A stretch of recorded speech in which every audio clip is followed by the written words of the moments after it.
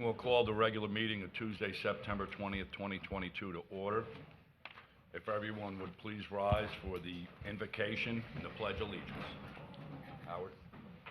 I invite you to join with me if you're willing. Gracious Father, we begin this morning with reflection and gratitude for the blessings that have come to our community. We are thankful that through a simple invocation we can refocus our hearts and minds on the things that are important and that truly matter at the end of the day. Today we remember those who are hungry, and we pray that together we will find the sustenance needed. We come together to celebrate our Hispanic friends and neighbors, as well as recognize the contributions that business women make in our community every day. We give thanks for our firefighters and first responders who keep us safe, and pray for our military servicemen and women and their families and their quick return home. There is so much to be grateful for if we stop to see the blessings around us, and we are reminded that as blessings come, they are not meant to be kept, but rather to be shared. Help us always to be that just-in-time blessing that someone needs today. And for our meeting this morning, may our words and our actions reflect the best that is in each of us. Amen. Amen. Pledge allegiance to the flag of the United States of America and to the republic for which it stands, one nation, under God, indivisible, with liberty and justice for all. At this time, we're going to close the regular meeting for a moment. We're going to do the erosion district and mosquito control so we can let staff get back to their business. Commissioner Hutchinson. Thank you, Mr. Chair. We'll come to order St. Lucie County Erosion District. First on the agenda is general public comment. Is there anyone from the public? Seeing no one, we'll move to the approval of the minutes of October 16th. Is there a Move motion? approval. Second. It's a motion and a second. All those in favor? Aye. Aye. Motion passes.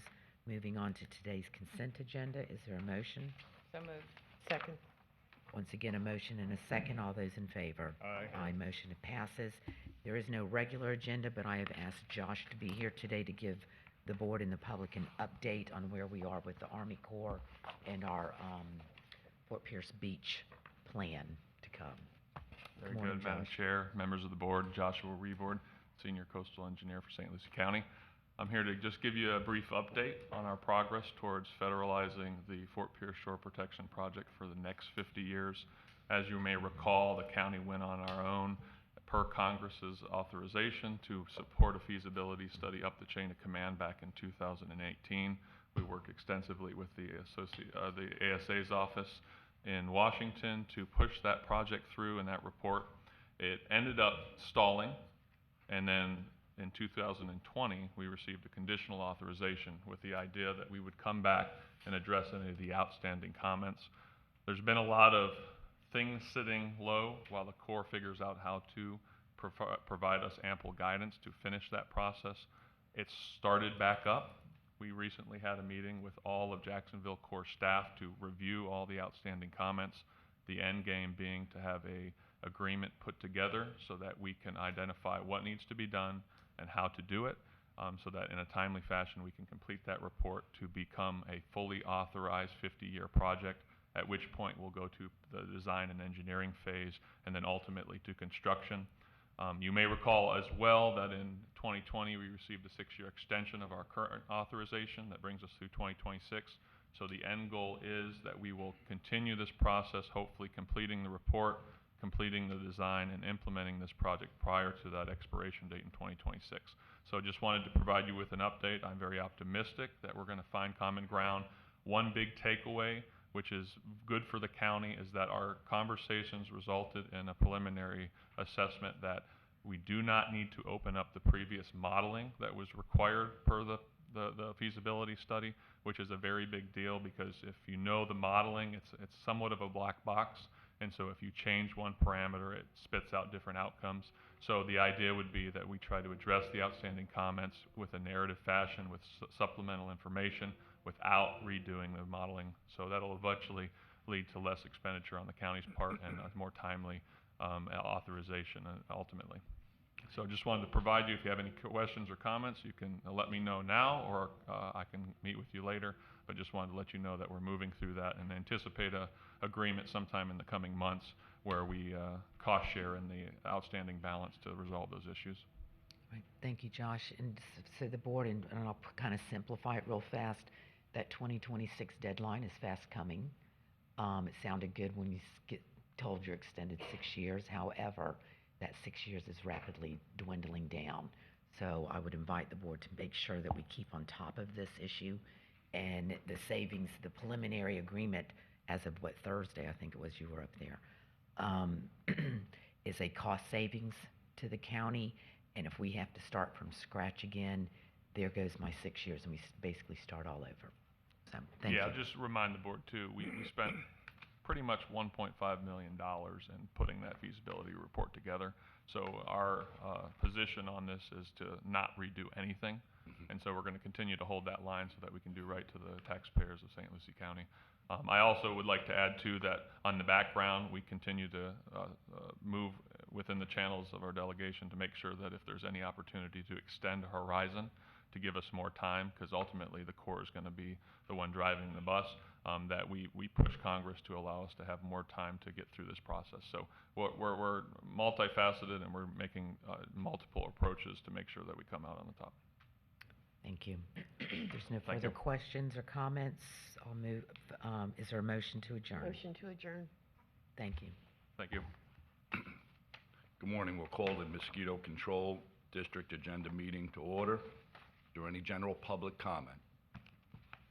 Seeing none, I'll entertain a motion to approve the minutes of the August 16, 2022 Mosquito Control District meeting. So moved. Second.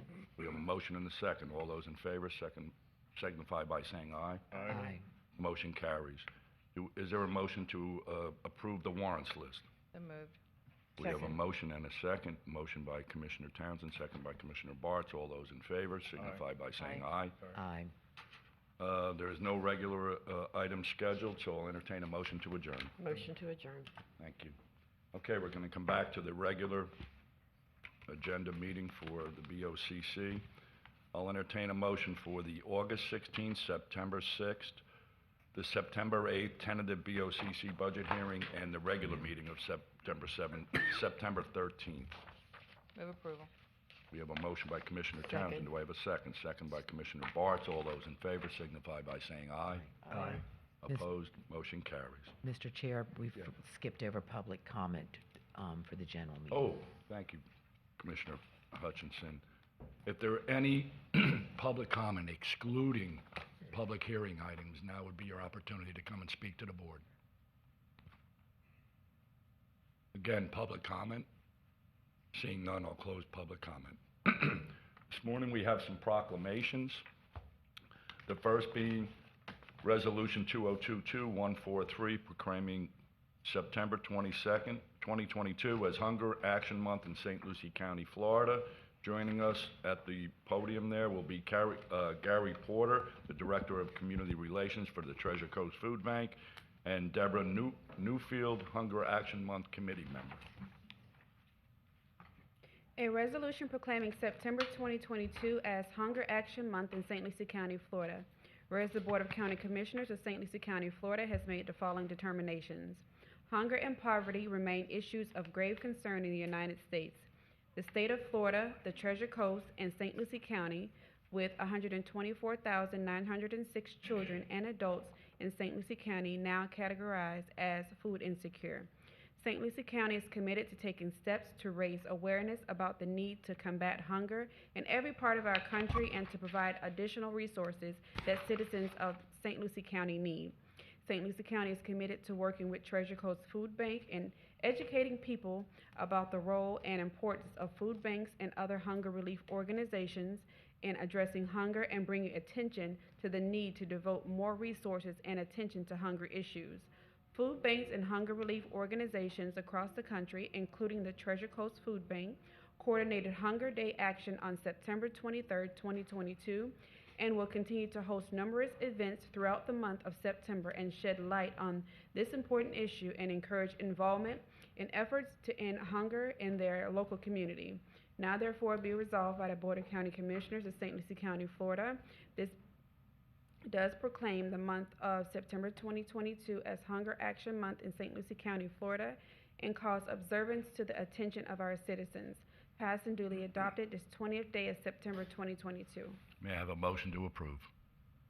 So moved. May I have a second? We have a motion and a second. All those favor signify by saying aye. Aye. Motion carries. Would you like to say a few words and then we'll get a picture? Sure, absolutely. Well, good morning, and thank you for having us this morning. Thank you for proclaiming September as Hunger Action Month. My name is Gary Porter. With me is one of our wonderful volunteers, Deb Neufeld.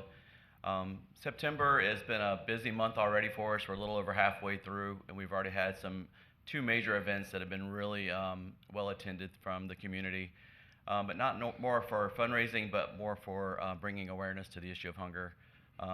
Surprisingly, throughout the Treasure Coast, there are a lot of folks that don't understand the issue of hunger and how it affects our day-to-day.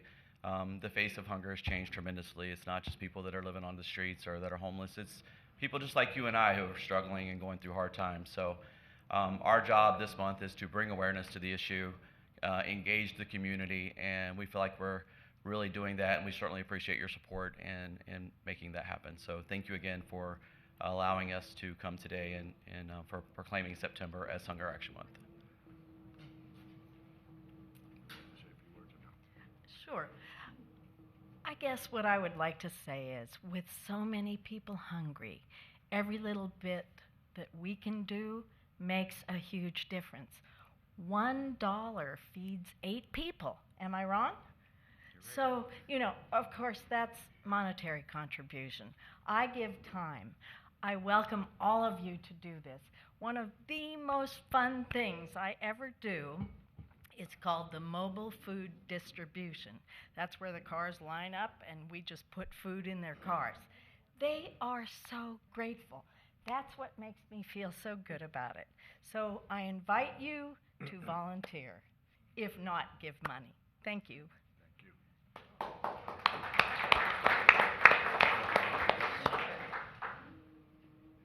Thank you.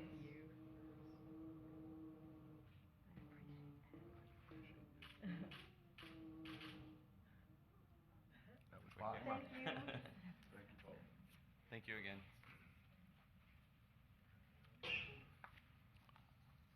Next will be Resolution 22-151, recognizing the efforts of the Port St. Lucie Business Women and proclaiming September 22nd, 2022 as American Business Women's Day. This will be accepted today by Jessica Parrish, who is the Port St. Lucie Business Women's President. A resolution recognizing the efforts of the Port St. Lucie businesswomen and proclaiming September 22nd, 2022 as American Business Women Day in St. Lucie County, Florida. Whereas the Board of County Commissioners of St. Lucie County, Florida has made the following determinations. The Port St. Lucie businesswomen has operated by design as independent organization separate from any national or international entity, free to set forth its own mission, goals, and agendas. From their 4 founding members in 1980, Port St. Lucie businesswomen has grown strong and evolved into a professional women's organization representing a wide variety of businesses and levels of management, government officials, entrepreneurs, and women business owners. Their 40-year partnership with Indian River State College has been benefited 74 local women through the award of $130,500 in scholarships to continue their education. The Port St. Lucie businesswomen recognize the importance of scholarships for continuing education for members to further their professional and career development paths as well. The Port St. Lucie businesswomen has awarded more than $200,000 in grants to local nonprofit agencies serving women and children over the past 40 years. In 2020, the Port St. Lucie businesswomen awarded the highest number of grants to these local agencies. The 40th anniversary Brick Pathway project brought in critical funds through the pandemic, continued to provide much-needed community grants and scholarships for local women and children. Port St. Lucie's businesswomen has supported and served many community needs for participating in Day of Caring for Treasure Coast Food Bank, Swinging Hammers, painting walls for Habitat for Humanity, PACE Center for Girls. For the past decade, they have sponsored and participated in making strides against breast cancer. Port St. Lucie businesswomen has recognized during American Business Day Women's Day for their efforts for bringing together businesswomen of diverse occupations and to provide opportunities to help themselves and others grow personally and professionally. Port St. Lucie businesswomen continued commitment to our community while providing leadership through action has been steady throughout their history and continues strongly today. Now therefore be resolved by the Board of County Commissioners of St. Lucie County, Florida, that this board does hereby proclaim September 22nd, 2022 as American Businesswomen's Day in St. Lucie County, Florida, and recognizes the Port St. Lucie businesswomen for their outstanding community service efforts in St. Lucie County. Passed and duly adopted this 20th day of September 2022. May I have a motion to approve? Move So- approval. Second. We have a motion and a second. All those in favor signify by saying aye. Aye. Motion carries. Would you like to say a few words? I will. Good morning. I'll keep it brief because you guys hear from me enough.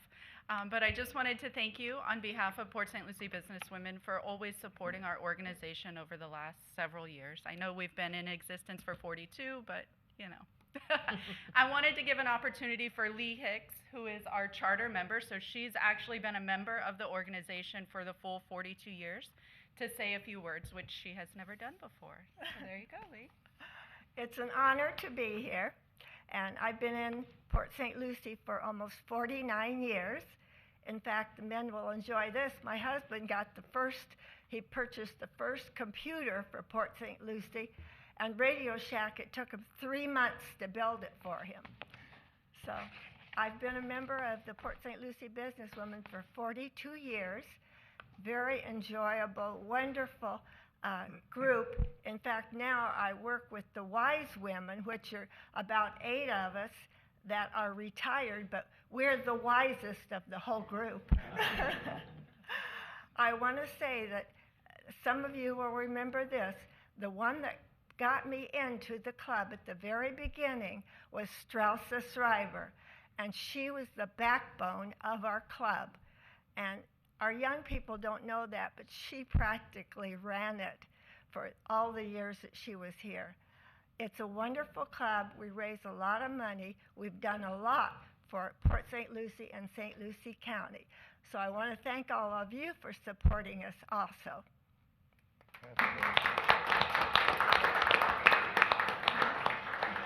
Ladies, who would like to get a picture?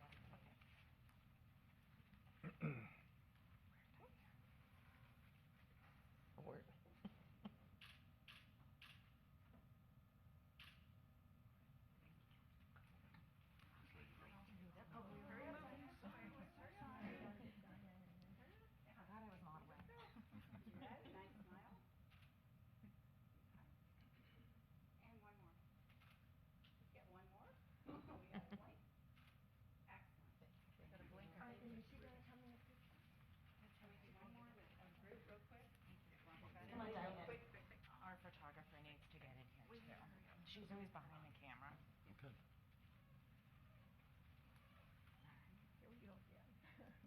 One more.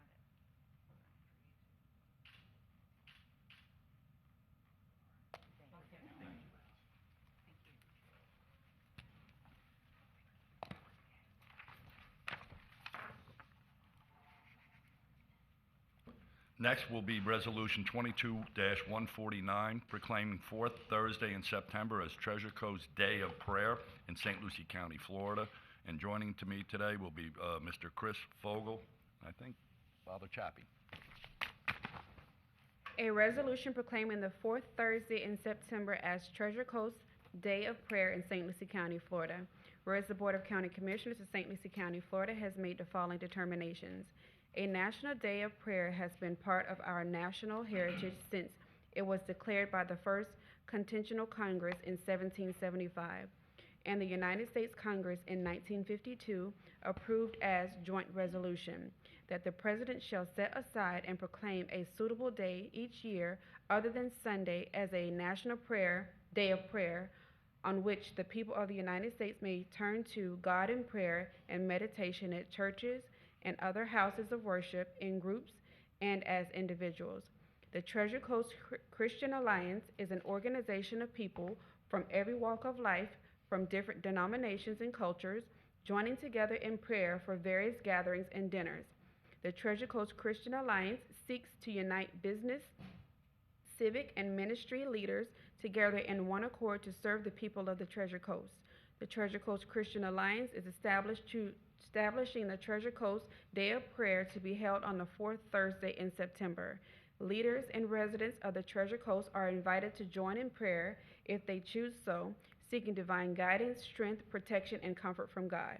Now therefore it be resolved by the Board of County Commissioners of St. Lucie County, Florida, does hereby proclaim the fourth Thursday of September as Treasure Coast Day of Prayer in St. Lucie County, Florida, and encourages all residents of all faiths to celebrate the day in the ways in which they find most profoundly meaningful in their connection to the God we worship and serve.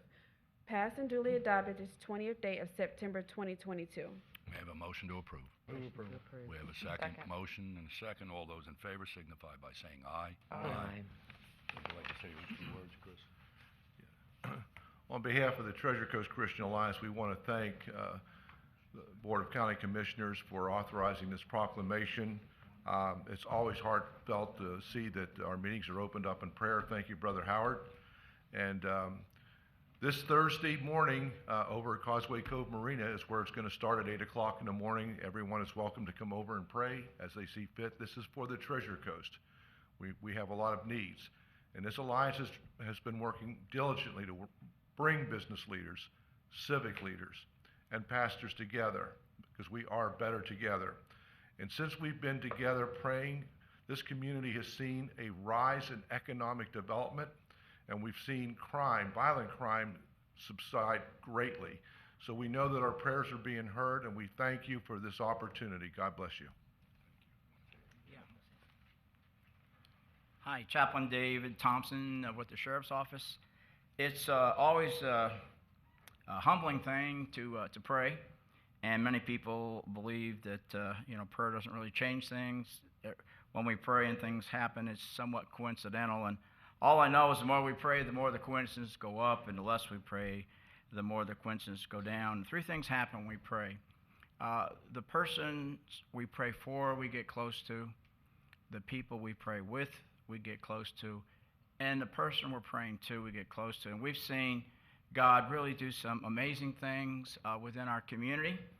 I have certainly, as the chaplain for the last 18 years of the Sheriff's Office, seen many, many times where the sheriff has told me, Chap, Grace came to the Sheriff's Office today. We had a very violent shootout about 4 years ago where the sheriff told me, I called him that morning after the shootout. He said, Dave, we should have lost 5 deputies and everybody came home safely. Thank you and your guys who continually pray. Recently, we had a deputy, you probably read about that, who was stabbed in the neck as he was responding to an accident on the drive late at night, just trying to help the girl get out of the water and come up the dock. And obviously, she was high, but she strapped Cody with a 6-inch blade in the neck, and the doctor said if it had been an inch or so lower, he wouldn't have survived. Well, wound up to see him. He said, I sure looked out, Chap. And his mom said, Cody, look, it had nothing to do with it. We're all thanking God. And again, we appreciate the opportunity that you give us to be recognized and affirmed, but we really, we love you all. We're so proud of our commission and our county. This is a very, very unique community. And we know that God is shining down on us and blessing everything we put our hands to. So God bless you, and we welcome you to come and join us 8 o'clock in the morning this Thursday, and also 6 p.m. at the Civic Center. God bless you. Would you like to get up, please?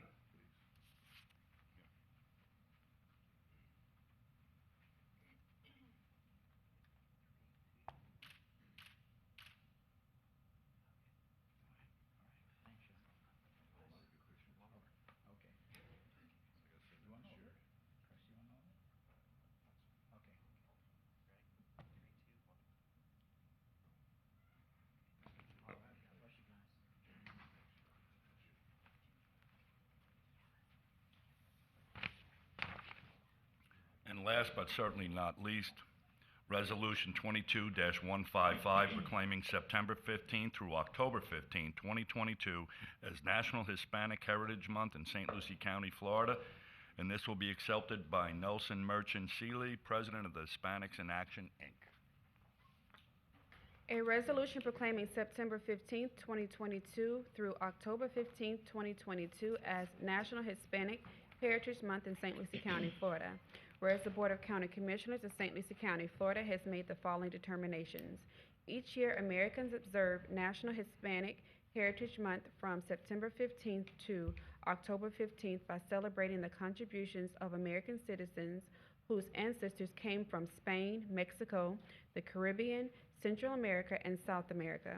The Hispanic Heritage Observance began in 1968 as Hispanic Heritage Week under President Lyndon Johnson and was expanded by President Ronald Reagan in 1988 to cover a 30-day period starting from September 15th and ending October 15th.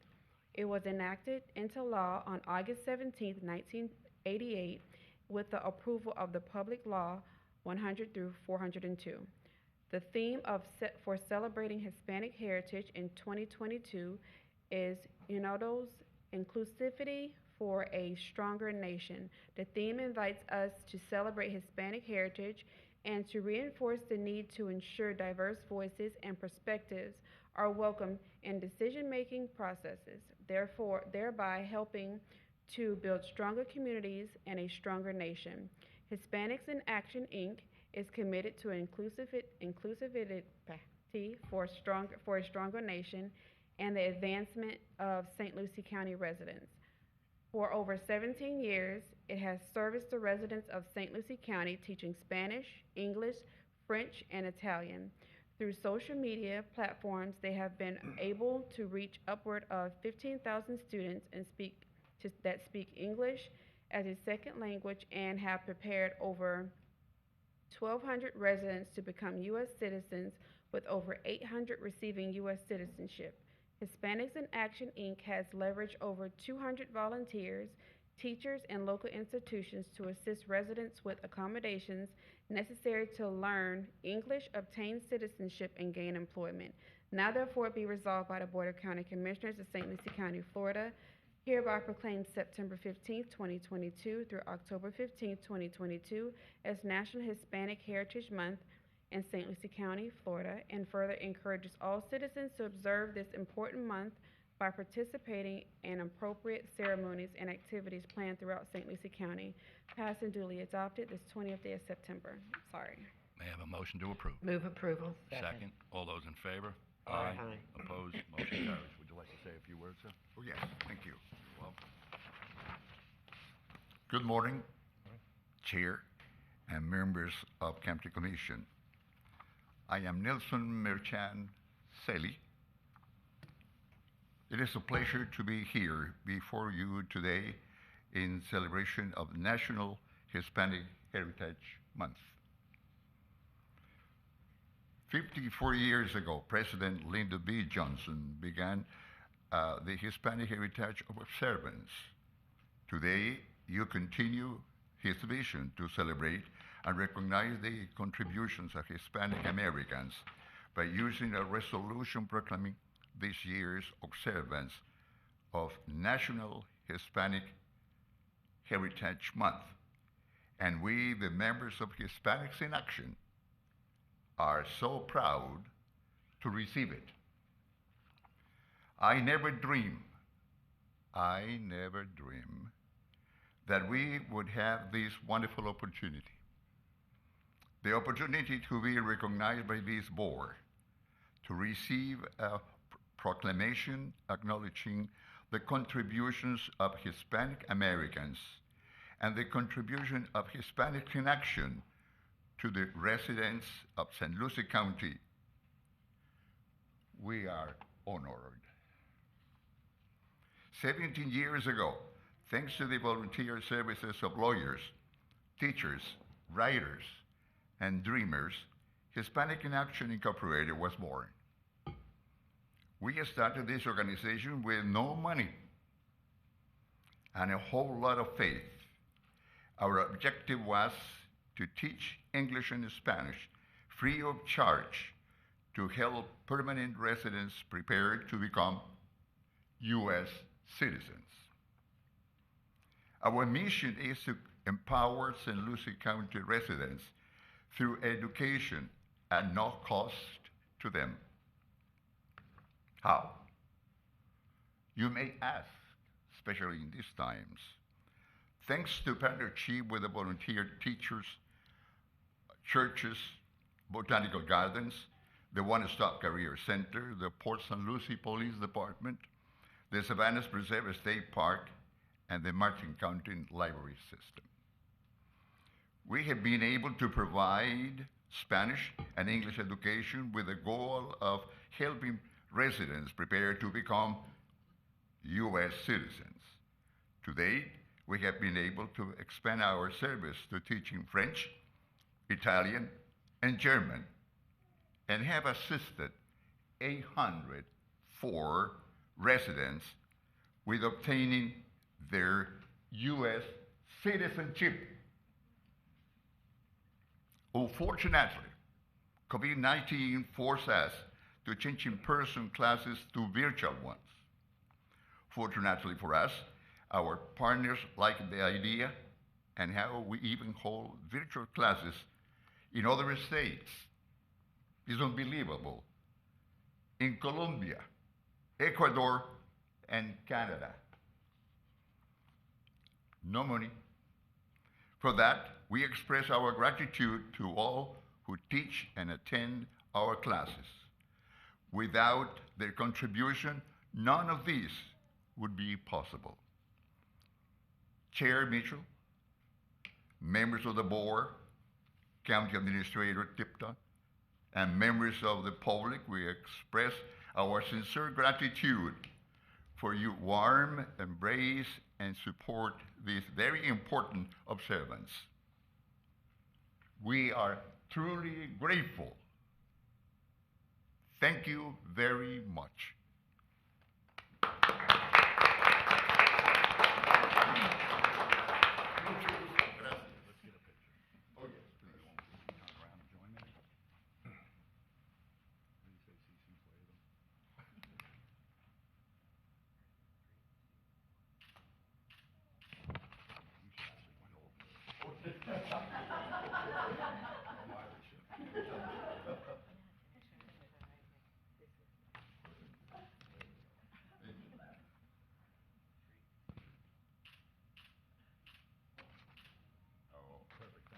Oh my goodness. You make me happy.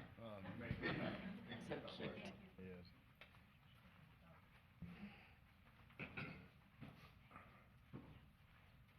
So, Mr. Chairman, you're going to do the rest of the meeting in Spanish, aren't you? Si, senor. Okay. Now, we have two presentations this morning also. First will be the firefighter challenge update, and that will be presented by, I believe, Ryan Strickland. Is Ryan in the room? There he is. Melissa, Nate, or Matt? Good morning. Matt Coney. You can come up. Bring the whole crew. Well, I was going to kind of introduce them one by one, but thank you, Commissioner Mitchell, for doing so. Appreciate it, Chair. Good morning, Commissioners. Ryan Strickland, Vice President, Play Treasure Coast Sports Tourism, formerly known as the Treasure Coast Sports Commission. On behalf of our Board of Directors and President CEO Rick Hatcher, we thank you, St. Lucie County. Thank you, Commissioners. Thank you, Mr. Tipton and your team, especially Visit St. Lucie, Charlotte and her team, Matt Baum and Parks and Rec and his team. We couldn't do what we do without you, so thank you from the bottom of my heart. And talking about can't do what we do without the men and women, how about our incredible men and women with the St. Lucie County Fire District? Without these strategic partners, as well as the City of Fort Pierce providing a picturesque venue there in downtown, I wouldn't have the opportunity to be here in front of you today to promote the First Responder Institute's Firefighter Challenge U.S. National Championship, powered by Indian River State College. The event is taking place September 22nd through 24 in downtown Fort Pierce. It is free and open to the public, and a full event schedule can be found at playtreasurecoastflorida.com. We do have a short promo video, I believe, if we can play the promo video, and then we'll hear from Melissa Shelton, the Chief Engagement Officer with the First Responder Institute.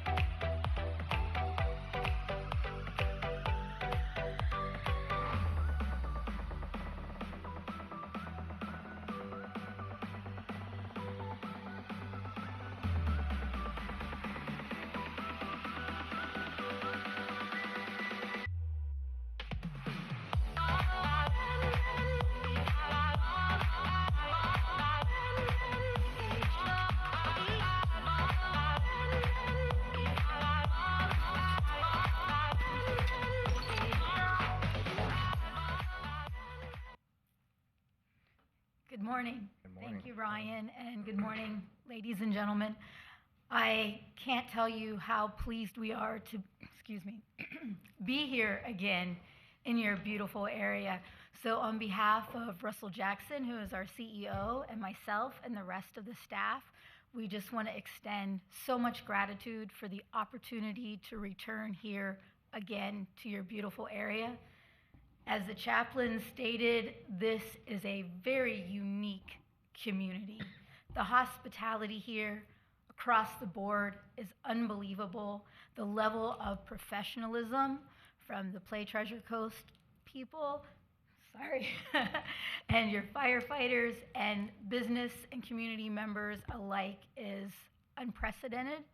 And also, the support that you all give to your firefighters and first responders and the support they give back, their dedication to their communities and their own physical fitness is unbelievable. And I have to give a lot of that credit to this man standing behind me. I think y'all know him as the Godfather. That's right. Mr. Matt Coney. And we are so proud to announce that he is our GNC winner, Grand National Champion winner for 2023. You could not ask for a better spokesman.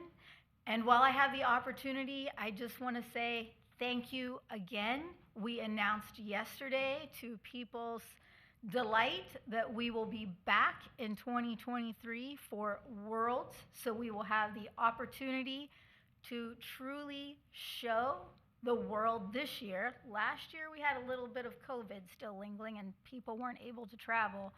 Next year you will actually have the world joining you, the best of the best firefighters. Thank you so very much. Thank you. And without further ado, you're a superstar, He is. Mr. Matt Coney. How do you continue speaking after that kind of introduction? Mr. Chair, members of the board, thank you for the opportunity to speak. I'm truly honored to speak to you on behalf of your U.S. national champion and two-time world champion firefighter combat team. But with that being said, we roster 15 individual males now going into nationals. But what we're really excited about is we've rostered another 10 female firefighters. They don't change anything on the course. The dummy still weighs 175 pounds. The high-rise packs are 42 pounds plus 8 pounds of rope. They don't change anything for the ladies. And it's kind of a good segue because we just had the Women's Coalition here as well. So we're highlighting that. We've been doing really well with your support across the country and the U.S., but to add the female component to us, I think it really rounds the team. And to not sound too cocky, we're really, really going to dominate the series from going forward. So we're really excited about that. But we don't take your guys' support for granted. We carry it with us whenever we travel as ambassadors for St. Lucie County, whether it's farther west or up to Maryland. We carry that, and we accept it a lot, and we thank you for it. So I got nothing else to say. She wrecked me on that one, so thank you so much. I saw a video the other night, your old timers. You had Nate Sparrow and Paul Langle competing, and it was actually fun to watch. Yeah, another part of the initiative, and with Chief Sparrow's, there's a health and fitness initiative that's really a push, and it takes a while to change the culture, and that's where we're at right now. Starting at the student level with our partnerships with Indian River State College, we're really setting the bar high for the students, which academics are, they set the bar high anyway, but the physical fitness part of it is where some of the students lack, and if we're out there setting the standard high, it just, everybody falls in line, and that's where we're at. We've got an amazing team, but the whole idea is to bring everybody along with us. So if we set the standard for fitness, then everybody just kind of falls in line, and the line is set how it is right now. And I mean, we are world champions, so that's kind of the way it goes. To the victor goes the spoils. I Yes, believe sir. Commissioner Yes, sir. Zadowski wants to say a word. Yeah, I just, success breeds success. The first time we did this was back in 2013 with the onset of the safety facility at IRSC. And why don't you talk about that relationship? You started to talk about the fitness and how Indian River State College is moving into that fitness side. But what else has come across with that, with the relationships between the county and Indian River State College, and then also what has come around us with Martin County participating, running with you guys, working with you guys, and they actually had a regional Let's talk about that relationship and how we're attempting to build the training center for firefighters. Well, as success breeds success, a world-class venue like Indian River State College and their firegrounds breeds world championship type results. So having a facility like that, and not only having the facility, but having access to it. We have had, quote unquote, from Dr. Moore, we have unbridled access to that college right now. Our team captains have key cards. We sign for our cards, we're accountable for it, so we have access to that college to train 24/7 now, as of last week. Now we have weekend access, so there's really no excuse. The First Responder Institute has really circled the wagons as far as support. We want to be the Southeastern Training District for high humidity, high acuity type firefighting, because this environment is unlike anything else that you ever see. It's the 12th man in football. When the Canadians travel down here, we come down, this humidity, it puts them in another world, and we are used to it. We have our gear on most of the time, but when we go fly out west and it's under 50 degrees, we stay in our gear the whole time. They make fun of the Florida guys, for sure, but we are so well prepared for the competition that we do, and that's that partnership with Indian River State College and the support system in conjunction with the commission and our fire department. We just have nothing but support, so we can just worry about being athletes and setting the standard and actually moving with this fitness initiative, and the whole goal is to outlive our retirements, and as of right now, it's not happening. So we need to change it, and it starts with the culture, and I don't mind being the spearhead for that. I have no problem with that. And Mr. Coney, thank you, and let's bring home the gold. Yes, sir. Thank you. We'll do it. And Ryan, I know that this event takes a lot. It takes a lot of people. It takes a lot of coordination, sponsors, and volunteers. And we're coming up against it here in a couple of days, you probably need volunteers, additional sponsors. How do people reach out to you to help make that happen? So once again, the full schedule of events can be found at playtreasurecoastflorida.com, as well as my direct contact information. I'll share it on the record too as well, 772-380-6221. If anyone is interested in coming out to support the event from a spectator level, from a volunteer level, or a sponsorship level, we are there and would welcome them with open arms. The sheer level of competition, the camaraderie, the will that these men and women showcase out on the course is pretty unbelievable. So it's an event you don't want to miss. Make sure to come by and check it out. Parking lot of the Manatee Center, Seven Gables House, and Bacchus Museum. Looking forward to it. September 22 through 24. And thank you again. Thank you. Perfect. Thank you all. Okay, next we will have a presentation from Brightline, and that'll be presented by Ali Soul. I hope I got the name correct. Vice President of Community Relations for Brightline. To switch the slide, should I just grab the mouse, or do I just say next slide? Either way, you can mouse or I can do it for you.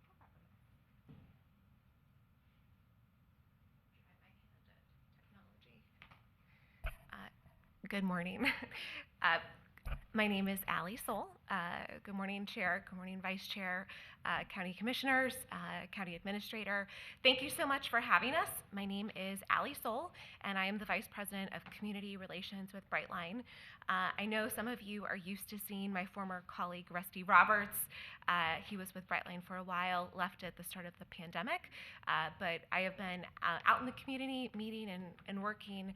We met a couple of weeks ago with Mark and your staff on a couple of questions that they had and some updates that we wanted to provide, and we suggested that it's been a while since we've been in front of this board. We have some important updates, and so we requested the opportunity to come and to present and to tell you what Brightline has been up to.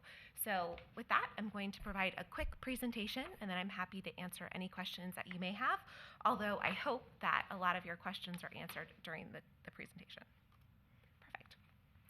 So what have we been up to at Brightline?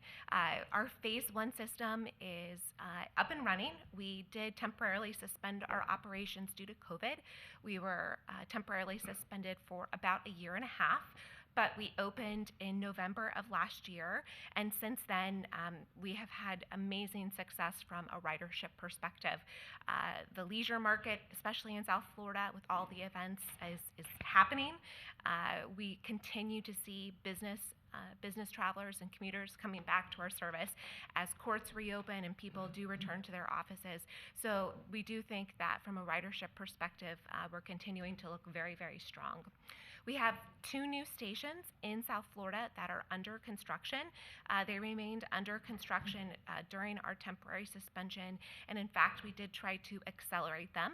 They are in Aventura, which is in North Miami-Dade County, and in Boca Raton, which is in South Palm Beach County and equidistant between Fort Lauderdale and West Palm Beach.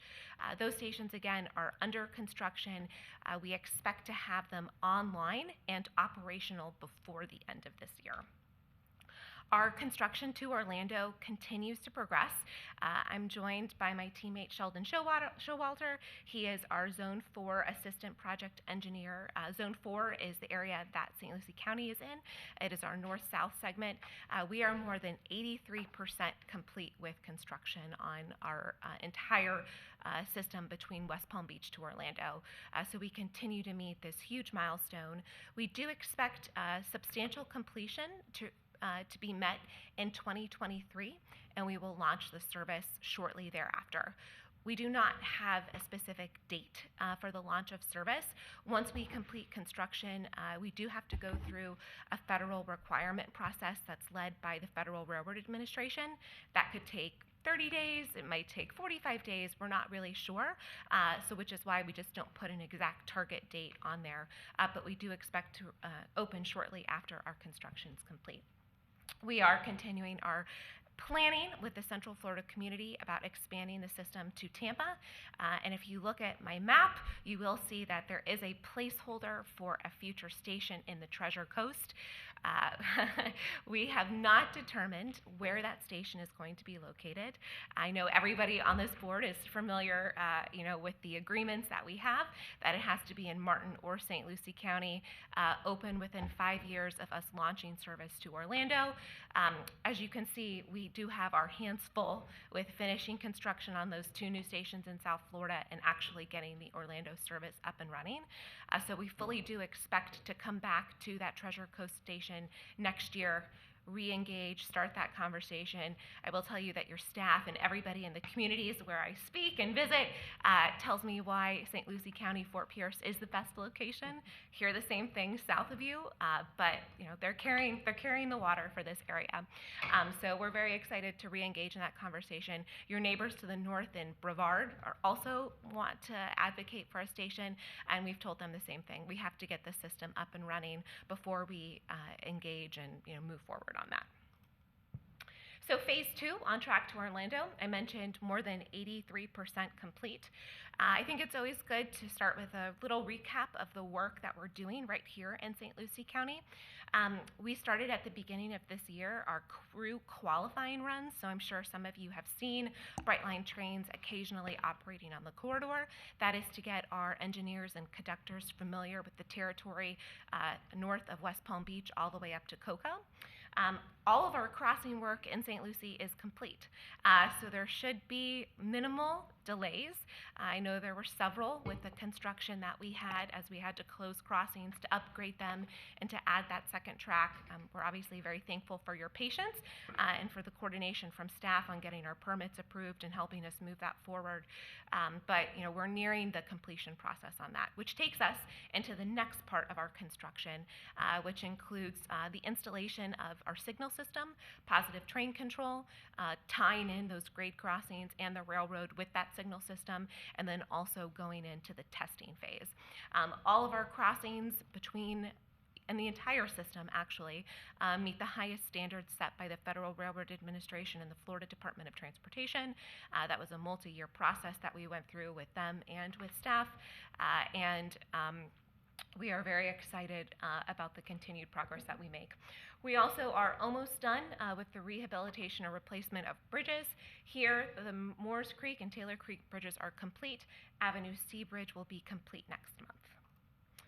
And then I just have a couple of images of the completed, it's a little hard to see, but of the completed work we did right in this area in Fort Pierce at Midway Road and Savannah Road. So I think our big update that we wanted to come and talk to you about today is, again, the next phase of construction and what does that look like. As we continue to complete construction, we do move into the testing and certification of the actual track itself. And so starting in early October, we do expect to begin testing in a 4-mile area that includes both South St. Lucie County and North Martin County at 110 miles per hour. We expect this work will occur over the course of 30 days. At each of those crossings, and there are 3 in St. Lucie County, we will have flaggers. A flagger is somebody who stands at the crossing with a flag, and warns motorists and pedestrians that the train is approaching. The gates, are also there to warn motorists and pedestrians that the train is approaching, but we have that flagger there as an extra layer of protection and warning, especially when we do this initial activity. We're also working with St. Lucie County Sheriff's Department to have them potentially on site at certain locations while this work is underway. And this area was selected because it has the characteristics of the entire corridor, and that's really what we have to test. And so this is the first segment. Again, 4 miles starting in early October.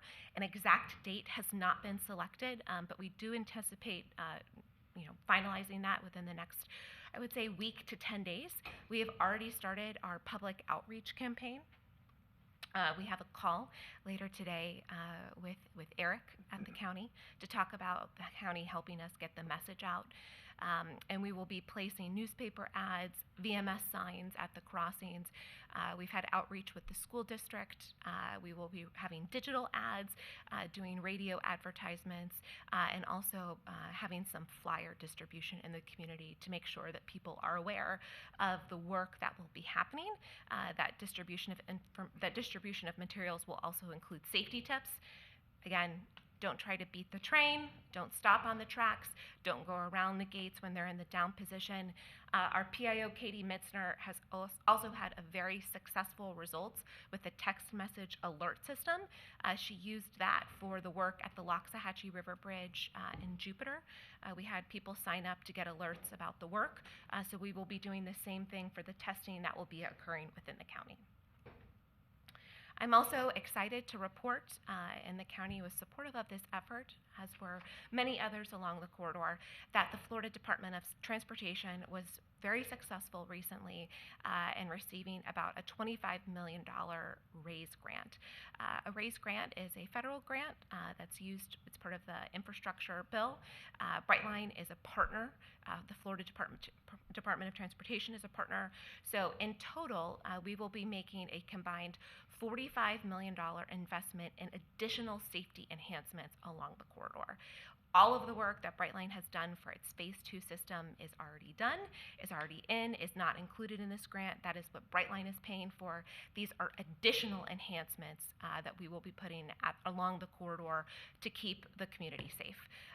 We obviously have been operating in South Florida since 2018.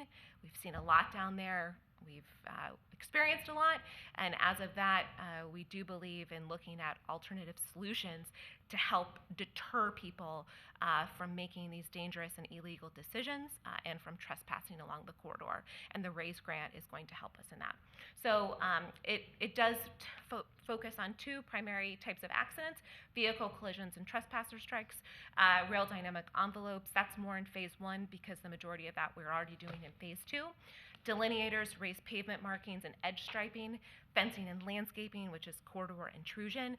And those delineators are important because in South Florida, we've seen people looking at their GPS or maybe not paying attention, and they make a left or a right thinking that they're turning onto a perimeter road, and in fact, they are turning onto the railroad.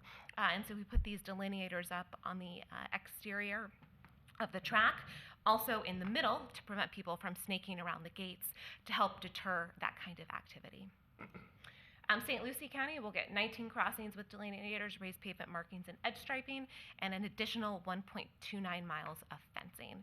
The timeline for that work is obviously federal grants are more of a longer-term solution. They do take a little bit of time to execute and finalize the scope with the federal government. So we do expect that work is starting now. It will proceed into early 2023, and we do expect for the construction to start in 2023. So we'll obviously keep the county staff and you updated on that progress. Safety outreach. Safety is our top priority as an organization.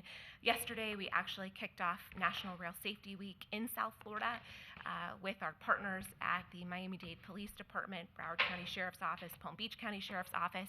For the first time ever, they are doing a tri-county enforcement campaign during Rail Safety Week. They are spending extra time at the crossings, making sure, again, that motorists and pedestrians understand and follow the law. So it is both about enforcement and education. Broward County did Operation Crossing Guard in June. They did a 2-week stint at our crossings where they wrote more than 2,000 citations. 500 of those were related to railroad infractions, and then 10 weeks after that, we did not have an incident in Broward County. So we believe that this type of education and enforcement works, combined with the engineering solutions that I talked to you about. We have many other things that we're doing. Camera analytics, we've installed red light cameras at 3 to 4 high incident areas that we've seen. With those red light cameras being installed, first off, Brightline is not a police agency, so we cannot issue tickets, but we do partner with the Florida East Coast Railway Police. They issue warning letters that are sent to motorists who get these violations. They were installed probably starting earlier at the beginning of this year. We've had more than 2,000 notifications that have been sent out. Some sent to the same car multiple times, which obviously goes to show you that there's a problem. And with that information, we do work with the local PD to have them go to those areas and to help us, again, with enforcement and education. We have been meeting our safety and security team, which is led by former law enforcement officials and members from the Federal Railroad Administration. They have met with the St. Lucie County Sheriff's Office and the Fire Department.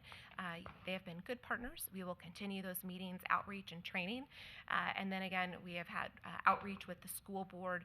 We work with all of the school districts along the corridor, especially in South Florida, since that's where we're operating, to notify bus driver operators, faculty, guardians, parents, and even students about how to stay safe around active railroad tracks. And we are working on a new series of PSAs for both adults and children that we will launch probably, I would say, in the next 45 to 60 days that we're going to ask people to help share, so we're getting the message out even farther and more wide. Because again, safety is our biggest concern and our top priority. That concludes my presentation.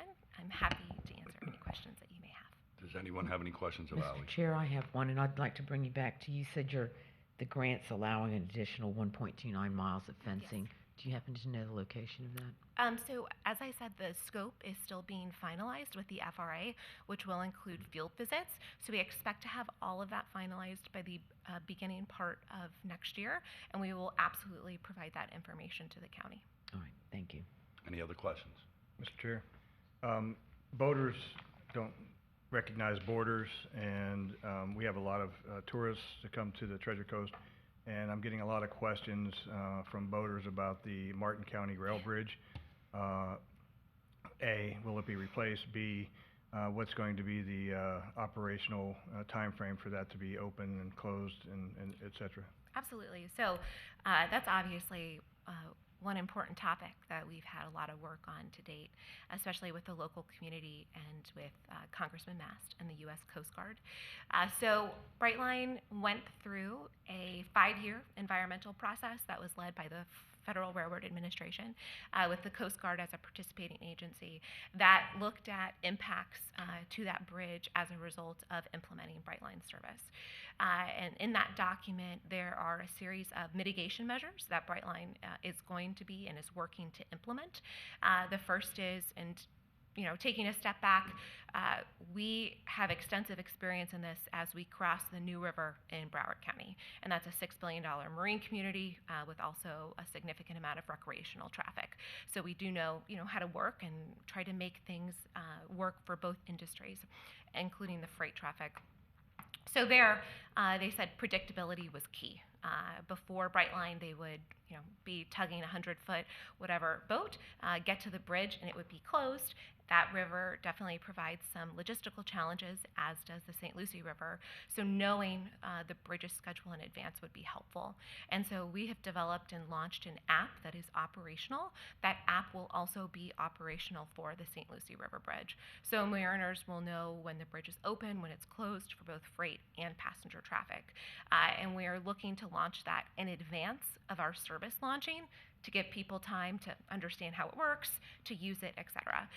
We'll also be putting a countdown clock at the bridge and doing an extensive rehabilitation to the bridge that will start in early 2023. That's really where I was going, because that bridge often gets stuck down, and it creates problems, and so. We don't want it to be stuck up or down, Well, because it doesn't work for anybody. They want it to be stuck up. You don't want to be stuck down. So. Correct. As for, you asked about the replacement. Last year, the city of Stuart reached out and said, again, there's a significant amount of federal programs and infrastructure dollars that are available or becoming available. How do we partner together to prioritize the replacement of this bridge? And so there had been a lot of, I would say, back of the envelope discussion about what a replacement bridge could be, but there was no engineering behind it. And so Brightline actually hired Hardesty and Hanover, which is the original firm that engineered that bridge that was built in the 1920s, to work on a replacement, right? So from an engineering perspective, what is possible? What could we build? And we found, and what we believe is the best alternative, is a new bridge that would have about a 16-foot vertical clearance. The existing bridge is 6 feet 6 inches, so that's a significant difference, and a 90-foot horizontal clearance. The existing bridge is 50 feet.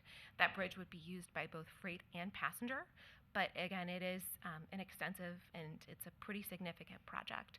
So we've been working with the local community on what a timeline would look like, how do we accelerate, how do we get community buy-in and move it forward. So I'm happy to hear that there's interest from St. Lucie, in the movement and the support of that, because obviously major projects such as those, as we can see with the RAISE grant, are successful when there's community support behind them. So we will keep you updated as we continue those conversations and to progress. Thank you, Mr. Chair. Any other questions? Thank you for the presentation. Thank you so much.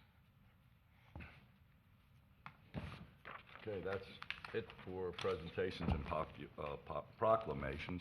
We'll move on to 8, which is the consent agenda. Is there anything that any of the commissioners would like to pull for discussion?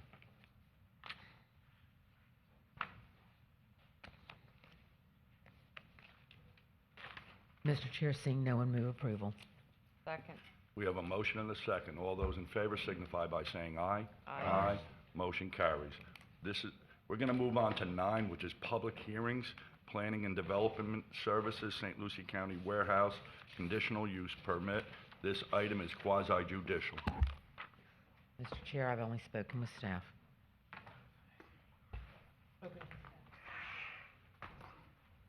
Staff. Staff. Staff. Good morning, Mr. McCrane. Good morning.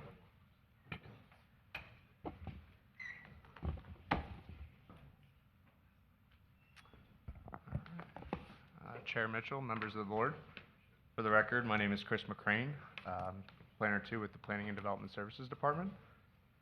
This morning I'll be presenting agenda item 9A1 for a major adjustment to the St. Lucie County Correctional Conditional Use Permit.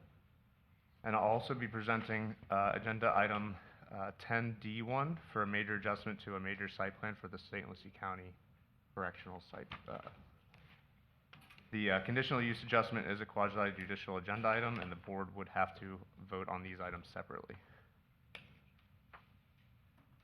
In accordance with public notice requirements outlined in section 11.00.03 of the St. Lucie County Land Development Code, public notice for the conditional use adjustment was advertised in the St. Lucie County News Tribune on September 7th, 2022. Notices were mailed to surrounding property owners located within 500 feet of the subject parcel, and a sign was posted on the property. The 68-acre subject parcel is located on the west side of Rock Road at 900 Rock Road in Fort Pierce. Vehicular access is provided via Rock Road, which is accessible from Orange Avenue to the south and Calbourne Road to the north. Subject parcel is designated by the public facilities future land use, with a mixed-use land uses situated to the north and east, and residential urban land uses to the south and west. The property has split zoning designations, which include the institutional and utility zoning district. The proposed warehouse will be constructed within the portion designated for institutional uses. The properties situated to the north and east are zoned heavy industrial and commercial general. And the site provides notable geographic separation and ample vegetation buffering from the J Gardens residential subdivision to the west. The proposed sheriff's warehouse will be constructed to the north of the existing County Information Technology Center, which is adjacent to Rock Road. And on October 6, 2020, the Board of County Commissioners granted a major adjustment to the conditional use via Resolution 2020-196 and a concurrent major site plan adjustment via Resolution 2020-197 for the construction of a 7,200 square foot visitor center for the St. Lucie County Jail facility and a 2794 square foot storage warehouse for the St. Lucie County Sheriff's Department. The application is seeking a major adjustment to the conditional use and a major adjustment to the site plan for the St. Lucie County Correctional Facility to allow for the construction of a second story within the previously approved 20,094 square foot warehouse facility for a total area of 40,557 square feet. The warehouse is intended for evidence and record storage for the St. Lucie County Sheriff's Office and will be closed to the general public.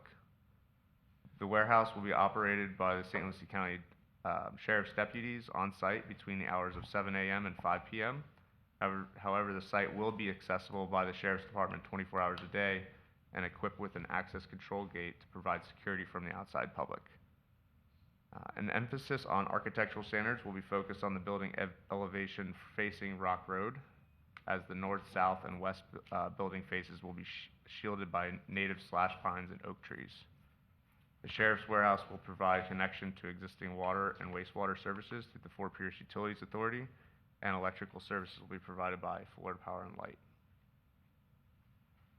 The Planning and Development Services Department mailed 40 notices to surrounding property owners located within 500 feet of the subject parcel, and we did receive one letter of objection, which is indicated by the red dot on the map above.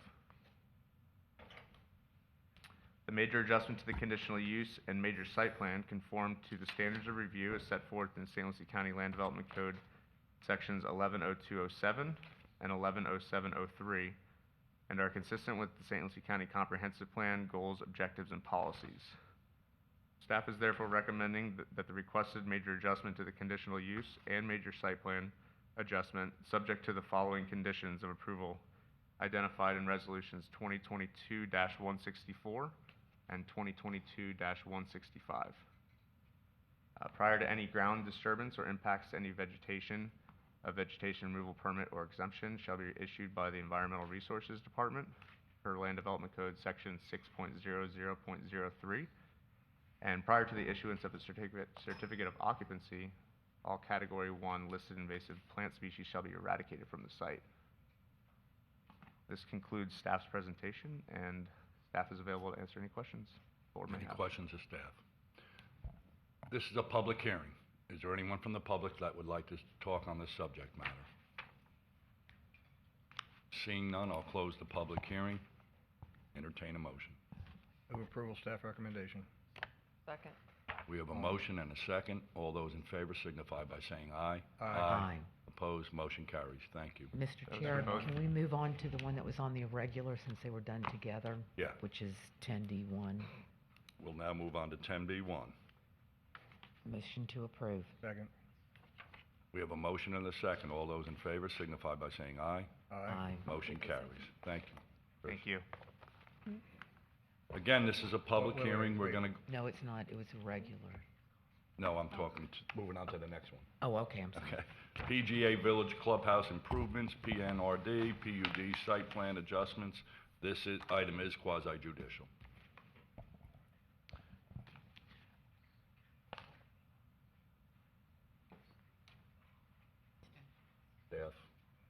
Chris? Staff? This is quasi judicial. Did you speak? Just staff. Staff? Commissioner Townsend? Staff. Staff. Okay, thank you. Good morning, Chairman Mitchell, members of the board. Corey Benton, Planning Manager for the record, presenting the Plan Development Site Plan Adjustment for PGA Village Golf Clubhouse improvements.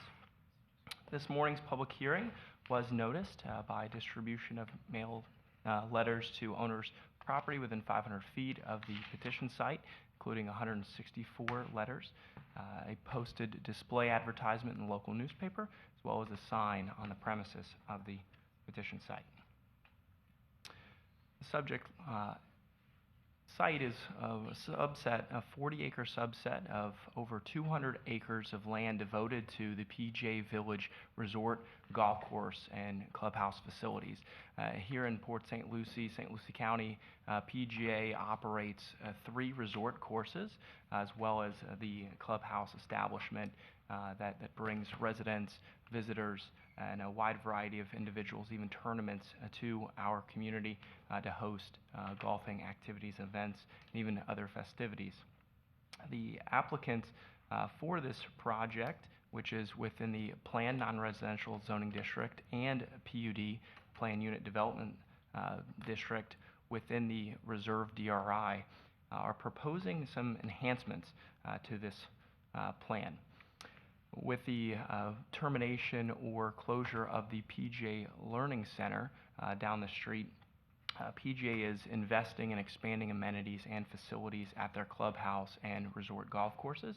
The proposal this morning includes the parking lot pavement addition, as well as a golf training building co-located with the existing golf driving range and a tournament scoring pavilion adjacent to the clubhouse and cart barn facilities. The proposed parking lot to be paved with stormwater drainage, landscaping, ADA, and sidewalk connections would feature 22 parking spaces. This is at the eastern extent of their existing parking and paved area adjacent to the driving range, and hole number 1 of the die course. I believe actually it's the Ryder course, my apologies. This would be an addition. Currently, it's overflow parking area that's unimproved. This parking would be utilized during peak times, tournaments, when there's a lot of transition in golf activities and tee times. Adjacent to the driving range, nearly 3,000 square feet devoted to a golf training building, allowing customers direct access to PGA professionals for learning and training activities at the driving range, use of technology, launch monitors to assess swings, golf shots, and provide direct feedback in an all-weather environment. There would be sidewalk connections and landscape enhancements and architectural design consistent with the established clubhouse campus. And the last addition is the tournament scoring pavilion, as previously noted, 2,400 square feet in size. This is over an existing brick paver promenade area that would host wrap-up activities for golf tournaments and other special events at the golf course. Not anticipating much noise other than the announcement of scores during the day, and this would provide an all-weather area, again improved with landscaping and an architectural design consistent with the overall clubhouse campus. Based upon consistency with the county's land development code, the comprehensive plan, the master PUD and planned non-residential development for this facility, staff is recommending the Board of County Commissioners approve the proposal with 2 minor conditions related to the permitting activities for the project. The applicant's representative is available for any questions. Thank you. Any questions of Corey? Again, this is a public hearing. Is there anyone from the public that would like to speak on this subject matter? Please come up to the podium there and identify yourself. And good morning. Good morning. For the record, Alejandro Toro with Engineering, Design, and Construction on behalf of the applicant. Happy to answer any questions that you guys may have. Corey did an excellent job at showcasing what our purpose is here at PGA, and I'm happy to answer any questions. Thank you. Are there any questions? Seeing none? Public hearing, open it. Again, this is a public hearing. Is there anyone from the public that would like to talk on the subject matter? Seeing none, I'll close public hearing. Move approval. Back to the board. We have a motion and a second. Motion by Commissioner Townsend, second by Commissioner Bartz. All those in favor signify by saying aye. Aye. Motion carries. Next is number 3, second of 2 public hearings for County Initiative Land Development Code text amendment eliminating provisions for Class A mobile homes.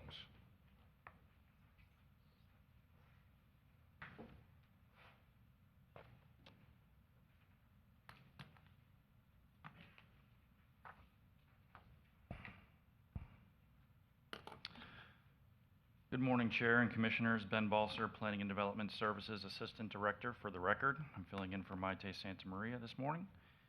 Today I will be presenting item 9A3, which is the second reading for a text amendment for the Class A mobile home permit process. This item was publicly noticed as required by the Land Development Code on September 8th. The purpose of this amendment is to delete the Class A mobile home permit process and eliminate the references to Class A mobile homes throughout the Land Development Code and ensure a consistent review procedure in the code for single-family detached dwelling units and mobile homes, manufactured homes. This amendment is important to ensure the county's code remains consistent with Florida statutes, which provide that local requirements and regulations for manufactured homes be reasonable, uniformly applied, and enforced without distinction as to whether such housing is manufactured or built in a conventional manner. This is required by sections 320.8285 subsection 6 and 553.38 Florida statutes. Additionally, the proposed change ensures that the Land Development Code reflects the recent change to section 163.3202 Florida statute, which prohibits the application of land development regulations relating to building design elements on single-family or two-family dwellings, including the exterior or external building color, the type or style of external cladding material, the style or material of roof structures or porches, the exterior non-structural architectural ornamentation, the location or architectural styling of windows or doors, the location or orientation of the garage, and the number and type of rooms and the interior layout of the rooms. This slide depicts an excerpt from the deletion of the Class A mobile home permit code section. The current Land Development Code section 11.05.02 establishes design element criteria. For example, the exterior finish of the roof and walls and the skirting of the mobile home, and to utilize those elements in defining a mobile home as a detached single-family dwelling unit. But in 2021, the Florida Legislature amended section 163.3202 Florida statute to prohibit the application of land development regulations relating to building design elements on single-family or two-family dwellings. This new statute section, which became effective on July 1st, 2021, limits the county's ability to regulate items such as roofing materials and exterior finish of the dwelling unit, except in limited circumstances such as for designated historic structures or units within a community residential or community redevelopment area or CRA, or for a dwelling located in a planned unit development or PUD. On a side note, the new statute does not affect existing private covenants, deed restrictions, or other contractual agreements related to building design elements. With this new statute, if a local government can no longer regulate building design elements of a single-family or two-family dwelling unit, then we should no longer regulate those same building design elements for mobile homes, particularly when we are using those prohibited elements to define the mobile home as a single-family detached dwelling unit. This slide provides excerpts from the proposed amendments to the Land Development Code definitions. There is an amendment to delete the term Class A mobile home and incorporate the terms mobile home and manufactured home into the definition of detached single-family dwelling.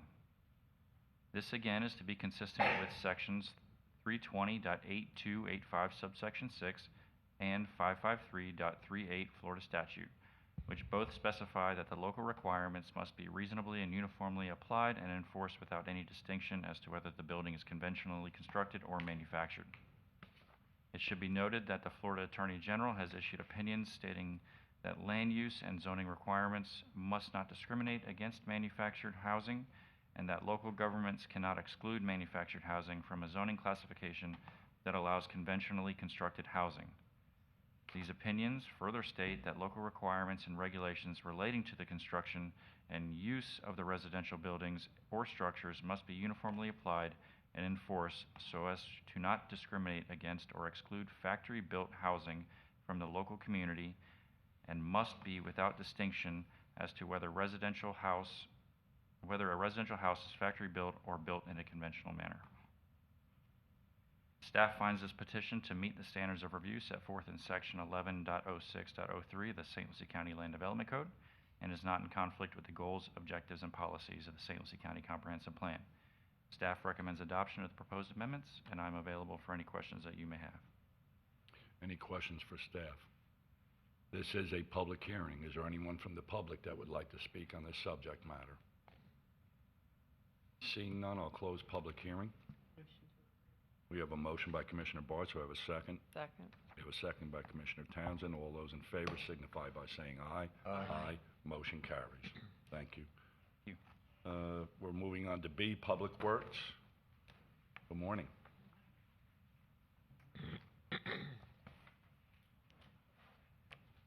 Mr. Chair, Commissioners, for the record, Barbara Gatler, MSBU Coordinator.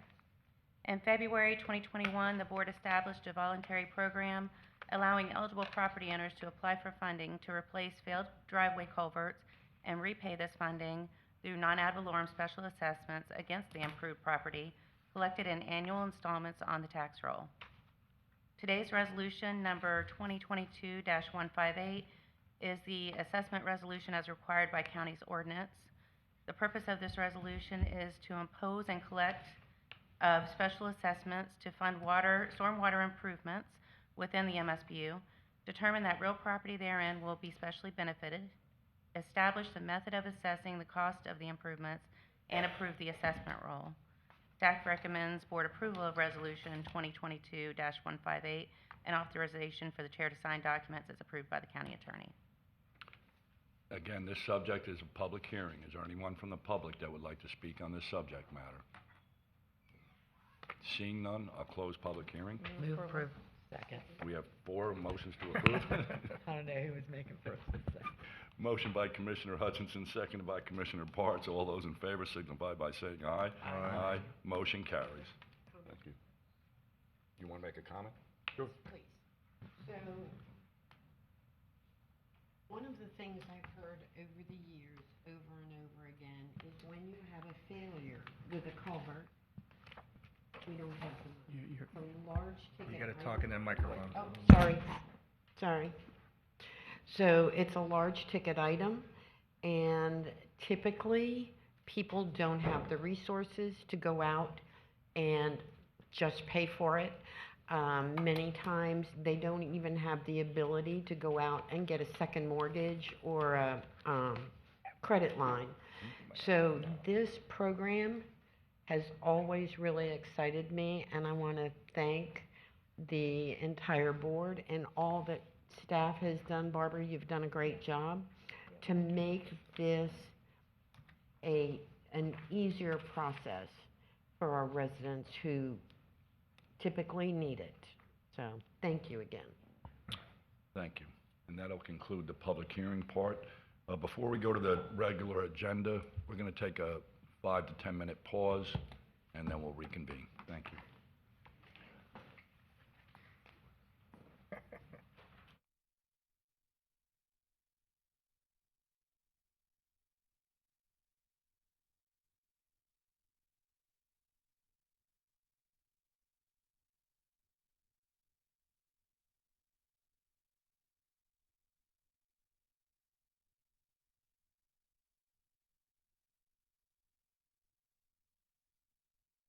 Agenda item A1, administration. Good morning, Mr. Chair and Commissioners. This is item 10A1, and it's seeking board direction for a one-time, non-recurring funding for 211 Palm Beach Treasure Coast in the amount of $30,000. This is the same item that we spoke of at the informal last week. As you are aware, 211 Palm Beach Treasure Coast operates a free and confidential community helpline and crisis hotline, providing individuals in crisis with 24/7 connection to information, resources, and emotional support, including crisis intervention and suicide prevention services. By accessing the 211 helpline, residents of St. Lucie County can receive immediate support in de-escalating a mental health crisis, as well as receiving caring, empathetic support for a variety of life's challenges, from worries about a child's development to difficulty making ends meet.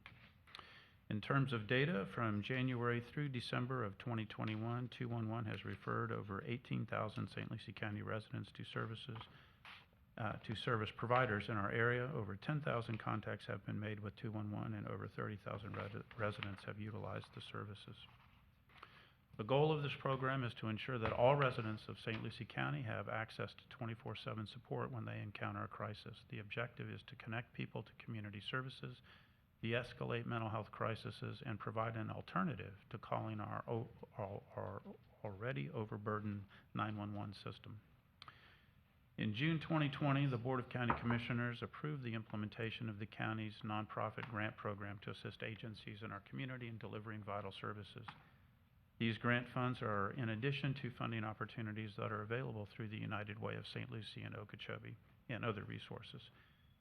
For your information, 211 typically receives funding from the Children's Services Council, the county's nonprofit grant program, and the United Way annual campaign.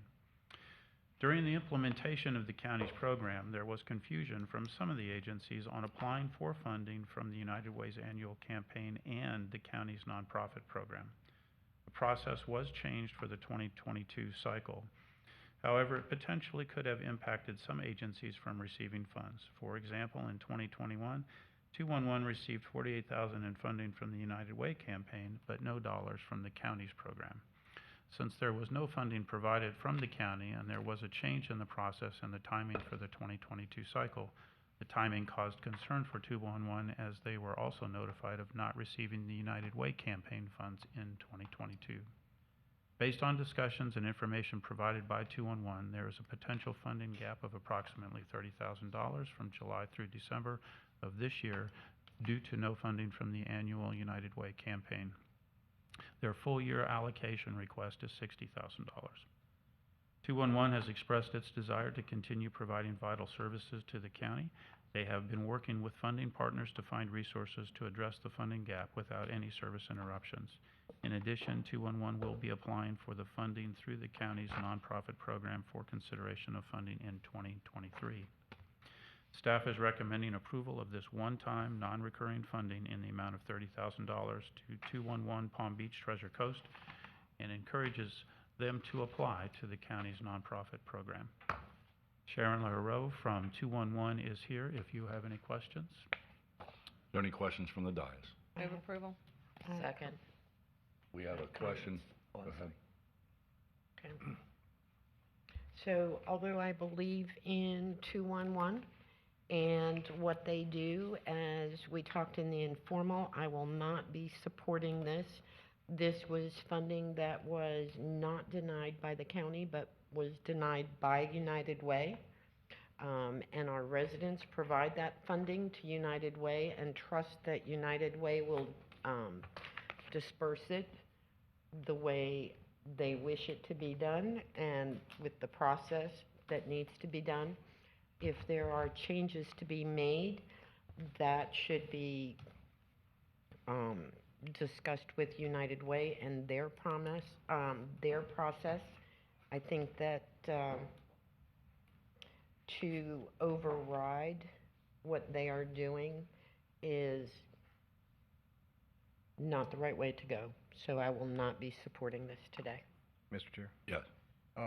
As part of the process, I just want to make sure that we understand that there are two processes that are going on from a grant distribution standpoint. That which is the United Way, their funding mechanism, and then, of course, the county's nonprofit grant funding process, to which we engage the United Way as the vetting group, the oversight provisions, the application process to which this board and previous boards have indicated to make sure that the taxpayer funds that are used for nonprofits is utilized, reported, the financials, the data collection process, the return on the investment, and the direct services that are provided in a report.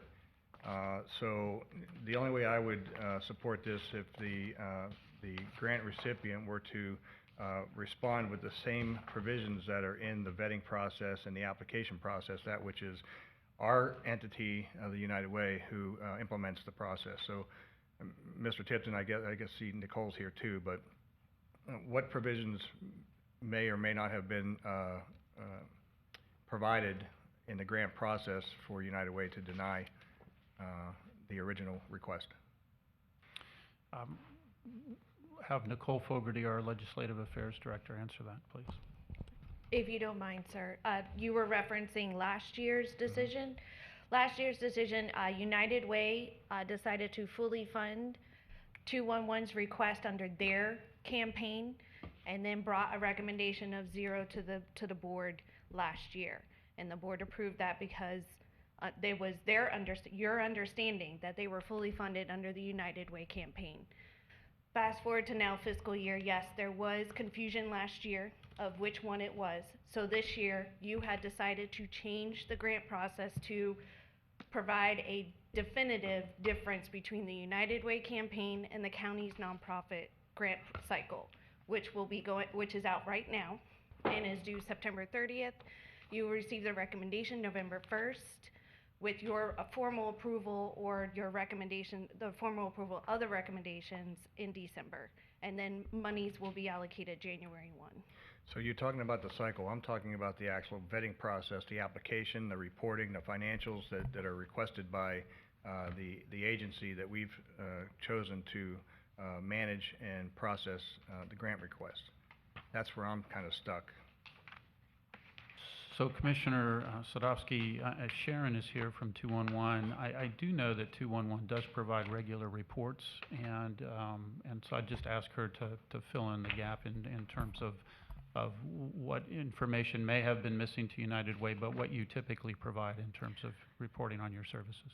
What we typically provide is the application, so in whatever framework we're requested to provide the application. So we've got that was submitted, and we also generally provide, prior to the change of it going to United Way, we provided to the county when it was directly to you, quarterly reports. In addition to that, the United Way, as has been mentioned, has their own application procedure, so we apply to that separately, and they require biannual reports. It's my understanding that going forward, that the county funding will require biannual reports as well. I think that some of the confusion, if I may have stemmed from the messaging that we were fully funded by the United Way. And that was accurate, that we were fully funded in the prior year by the United Way. But what was happening, and I think what could have been missed, is that we had previously been funded by the United Way and the county and the Children's Services Council. So in the prior year, we did not receive any allocation from the county. And I understand that, and that's my issue is that we sought out an agency to do the vetting process to make sure that the board was comfortable with any grant provisions that were offered to local nonprofits. So my issue was that when we did that, I wanted the same provisions that they did to vet the grant recipients. And so what you're telling me here today is that they required biannual reports and we did not. So my position would be, I could support this if you meet the same requirements in the application process as United Way has done, because that's why we engaged them in the first place, so that we could take it off the county's Board of County Commissioners and our staff through the vetting process, so that everybody had a level playing field. Because when I have a situation where I have an outside agency or a nonprofit coming in, and they're coming in for a request of funding outside of what all the other grant agencies are, it's problematic to me. Commissioner, so that's my issue. Commissioner, we are happy to provide you with quarterly reporting or biannual reporting as you prefer, and we have done it on either cycle in the past. So we are happy to do that. Thank you. Any other questions? We have a motion and a second. All those I guess we'll do a roll call vote, Madam Secretary. Commissioner Bartz? No, ma'am. Commissioner Tazowski? Yes, ma'am. Commissioner Hutchinson? Yes, ma'am. Commissioner Townsend? Yes, ma'am. Chair Mitchell? Yes, ma'am. Thank you. Congratulations. May I just say thank you so much for your support of our critical work. Thank you. Well, you know what it is too that drove me, and I'll take a point of personal privilege here. If you don't have 211, people are going to be calling 911. 911 is overloaded as it is, so I think to help our citizens, it's a need, and it's not a want. So thank you. Thank you, Chairman. Have a good day. Moving on to 10B1, County Attorney. Thank you, Mr. Chairman. This item relates to an amendment to a road impact fee credit agreement that the board entered into with the developer of the LTC Ranch, DRI, about a year ago in June 1st of 2021. Just in way of background, just from the board's perspective, we've had road impact fees in our county since 1985, effective 1986. And we've been granting credits ever since that time. The folks that helped us with that, Dr. Nicholas and Professor Juergensmeyer, have advocated to be liberal in terms of credits, and we have certainly followed their advice, primarily because it's better for the developer to build roads as opposed to the county. They can do it quicker, cheaper. We just need to make sure that it's done in a proper fashion. So we've gone along for many years along that, but then the state has come in recently in the last several years, and they've changed the landscape really, and it's affected us in different ways.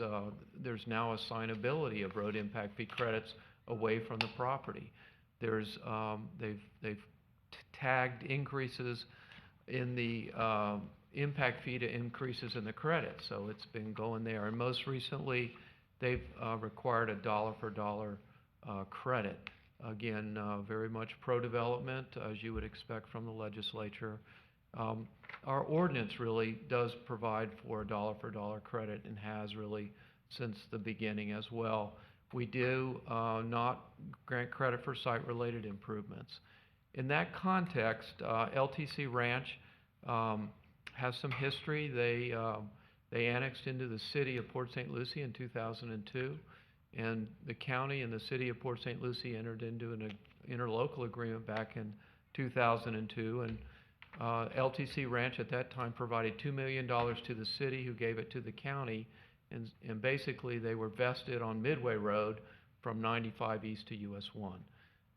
Most recently, they've come in with a series of improvements about a year ago that included dedicating right-of-way and widening Midway Road from a 2-lane to a 4-lane urban, widening Glades Cutoff Road from a 2-lane to a 4-lane from Arterial A to I-95, and then most significantly for today, they dedicated right-of-way and will construct a 4-lane divided roadway known as Arterial A.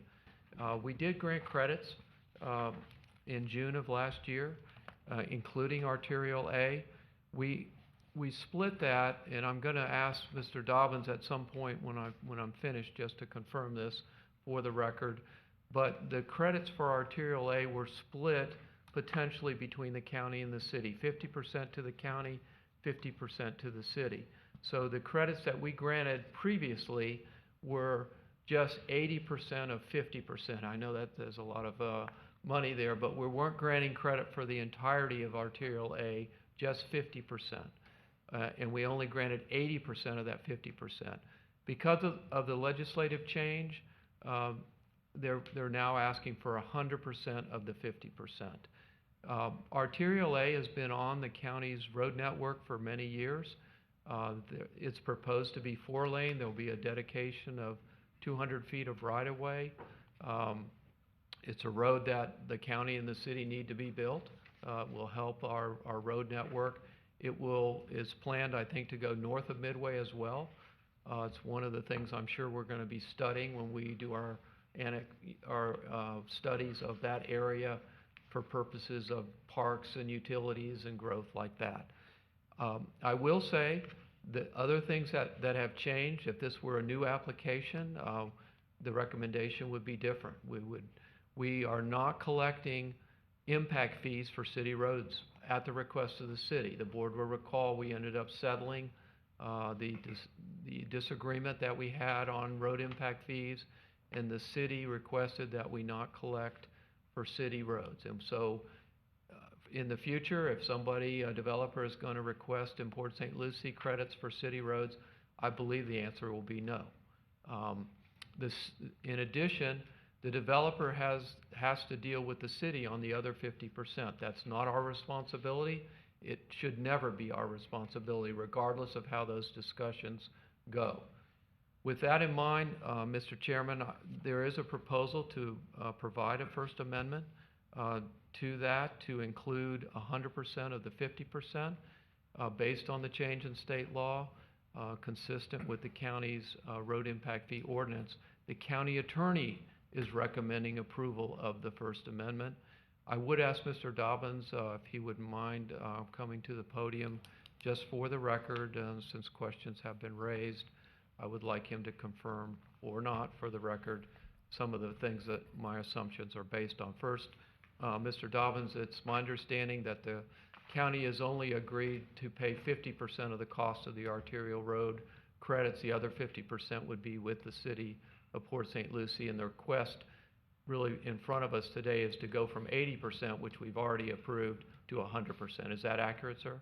That is correct, Mr. McIntyre. For the record, Lee Dobbins, with the Dean Mead Law Firm representing the applicant, also want to disclose that I had spoken to each of the county commissioners in one-on-one meetings on this issue. Yes, the county attorney, Mr. McIntyre, summarized that correctly. The agreement that is in place currently is for 80% of the cost of Arterial A, 50% to be paid by the city of Port St. Lucie, 50% by the county with credits from each. Now we're asking for that to be increased to 100% because of the change in the state statutes, but it still remains 50% city of Port St. Lucie impact fee credits or mobility fee credits, and city 50% from county impact fee credits. The other question that I have is with regard to the city 50%. That's an issue really between the developer and the city. The county has no involvement in that. We're not involved in that, and I don't certainly mean to suggest that there's a course of action there, but the point that I'm trying to confirm is that however that goes, hopefully it goes well, but however that goes, there will be no comeback to the county for the city's 50% share. That is correct. We would be seeking that 50% from the city of Port St. Lucie. It would not be seeking to collect that from the county. Thank you. With that in mind, Mr. Chairman, county attorney recommends approval. Any questions of either Mr. McIntyre or Mr. Dobbins? I just want to thank Mr. McIntyre and Mr. Dobbins to having addressed this. When I was reading through it, it seemed ambiguous to me, and I wanted to make sure this is our first one out of the box, that we took a closer look at this so that we didn't have any precedent-setting issues going forward. It's a new legislative item, and I was concerned, and I want to thank Mr. McIntyre for digging into this a little further, and Mr. Dobbins for coming to the table and agreeing to the final documentation for this. So thank you. Move Thank you approval. both. We have a motion to approve. Do I have a second? Second. We have a motion and a second. All those in favor signify by saying aye. Aye. Opposed? Motion carries. Thank you, Mr. Dobbins. Great. Thank you. Moving on to Mr. McIntyre. Thank you, Mr. Chairman. This item relates to some property that the county acquired along 25th Street on Gray Twig Lane. This item will be presented by Property Acquisition Manager Joanne Riley. Good morning. Good morning, Mr. Chair, members of the board. For the record, Joanne Riley, Property Acquisition Manager.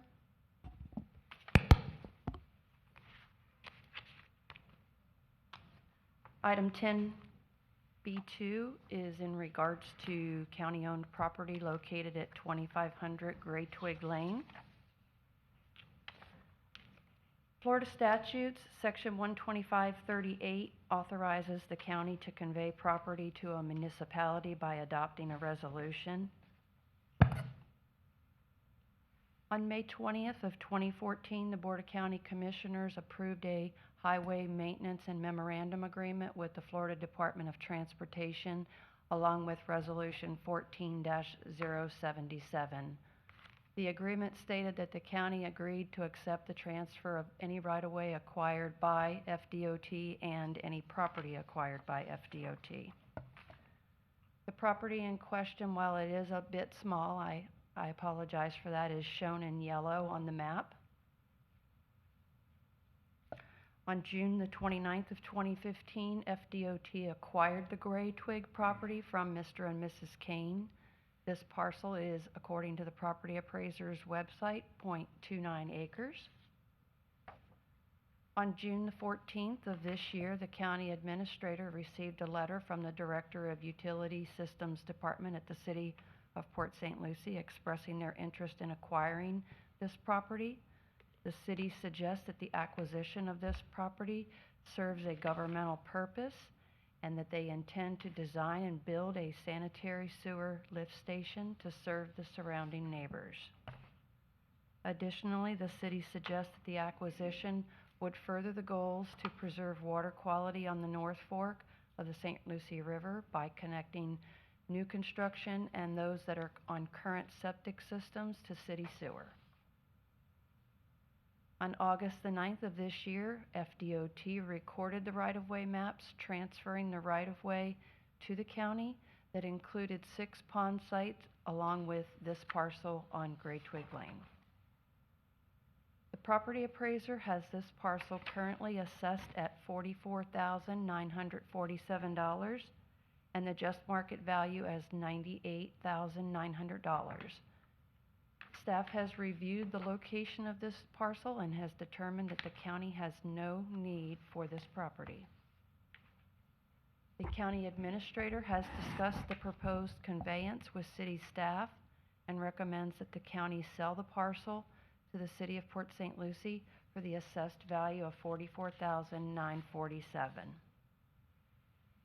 Staff recommends that the board determine whether to authorize staff to prepare a contract for sale and purchase to sell Gray Twig Lane to the city for $44,947, authorize the chair to sign the contract upon receipt from the city, and direct staff to record the deed in the public records. I'm available if you have any questions. Any Mr. questions? Mr. Chair, I have one question. I thought I was over, but I'm sitting here reading through this. Is there any way that we can stipulate in this sale that they have to landscape around that area of whatever they put in there, just to be kind to the neighbors that surround it, which are all residential? Mr. Chair, Commissioner Hutchinson, I would defer to the county attorney as to whether we could include that in the Yes, contract sir, I for think sale there's a and purchase. representative from the City of Utilities Department. I think they're aware of the lot. It is right at the beginning of the subdivision, right Right. along 25th Street. So I think the question is we would like to sell it to you, but we want to make sure that you're, and I think hopefully you would like to do this as well, that you want to be good neighbors and screen whatever it is that you're going to put there from the road and the neighbors. Is that something the City Utilities Department would consider, I guess, is the question. Good morning. Good morning, Stephanie Bascavorn. I'm the Deputy Director with the Utility Systems Department, and yes, absolutely, we can work the details out in the purchase and sale agreement. Right. That would be perfect. That's great. That's consistent with how we've dealt with the city on other issues, landscaping issues on Midway as well, and we appreciate your willingness to consider that. So we will, perhaps you can make that a condition of your approval. We'll make sure we insert that in the contract. Mr. Chair, I'll make the motion that if there's no further discussion, that we go ahead and move forward with this with the stipulation that there needs to be landscaping that meets county standards, so if it can be reviewed through ERD with what we've got going on Midway Road. Second with a We have a comment. motion, and we have a second by Commissioner Zadowski. All those in favor? I have a comment. Oh, hold on, we have a comment. No, because this is important, and Yeah, no the problem. reason being, we talk about septic to sewer, and it was not that long ago, across the street, Noble yeah. Oaks came in with 17 buildings, and they all went on septic, and they're right along the river. And we were denied by the utility to be able to bring that sewer line further up. It was like 400 feet or something like that. So my concern is that when we have a question like this, especially those that are along the river, when we have new development specifically, they're going to spend $20,000 on a new microbial, septic system, it would be better to have it off the system and especially next to the river. So, I'm hoping that, this goodwill gesture that we work going forward, that when we have a question as to the distance between your current lines to a new development, because they're all going to come along that area, that we can somehow, find ways to better our environment. Commissioner, we are familiar with the development of Noble Oaks, and there are 2 homes that are already constructed, but this lift station will be able to serve the remaining homes on that. So are you talking to the Noble Oaks developer to do just that? Yes, sir. Thank you, Lord. I am so happy right now. I'm glad I I know those seconded are it. specialized grinders they had to put in and so Yeah. forth in there. But I'm very grateful because this is something we've all been trying to do, and the city's been trying to do it, the state's now moving in that direction, so, especially getting it off the river. There's 38,000 septic tanks along the river that we've really got to, try and clean up our discharges. And that is the public purpose that's behind this acquisition. That's exactly what we'll do. Thank you so much. Yes, sir. Any other questions? Seeing none, we have a motion and a second. All those in favor signify by saying aye. Aye. Opposed, motion carries. Thank you, everyone. Okay.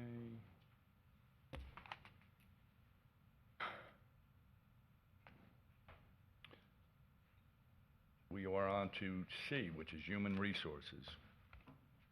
That'll be Tom? Good morning, Mr. Chairman, members of the board.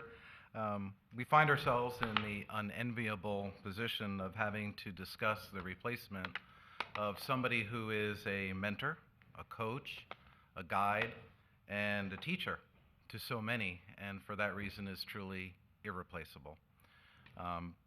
And in times of uncertainty and ambiguity surrounding a change like this, we are comforted by the steady leadership of this board and the commission, so we thank you for that.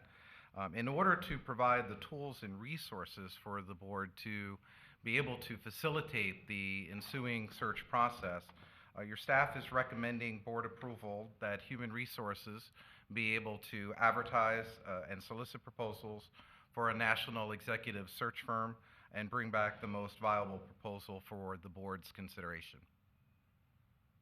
So we recommend approval of the agenda item before you. Any questions from the Mr. dais? Chair, I have some things to say and some comments, and it's nothing offensive by any means to Human Resources, but having been through this one time before, one of the things that was reminded back then to the board, and then I think needs to be followed through, was that as a Board of County Commissioner member, we have the obligation and the ability to only hire 3 people in this organization, and that is the county administrator, the county attorney, and our own personal aides. And I take that as a very serious commitment because, as mentioned, with your county administrator, all eyes are on him, if you will, or her, whatever the case may be. Having said that, I'm a little concerned with what's being presented before us today, where it's being handed over just even for the selection of the person who's going to be going out and looking and soliciting applicants. That is being done through HR and not to this board. That they will be picking and choosing the person that this board will have to work one-on-one with to be able to talk with and have that person, that selection group, understand what it is that this board is looking for. Not that HR doesn't know that, but it's on our shoulders. So in all fairness, I'm not comfortable as I'm reading this that another department is going to choose that person for us to pick without us at least having been given a short list, without at least us being a part of. We just did this in the consent agenda, that it was brought to us on our state lobbyists because we work very closely with them. It is a short list that's given to the board to choose. So that's my comments. I don't know if Mr. Chair, anybody else Commissioner feels Hutchinson, this that is my strongly. understanding that you would be provided with a short list for That's board not discussion. kind of how it reads in here, though, Mr. Epsky. Yeah, That's no, what's that thrown is in. that is absolutely the intent, to be able to provide the board the selection of ultimately who they deem would be the best fit to work with you on the vision that you would have for the replacement. So it would not be Okay, just a can you single say that recommendation. again?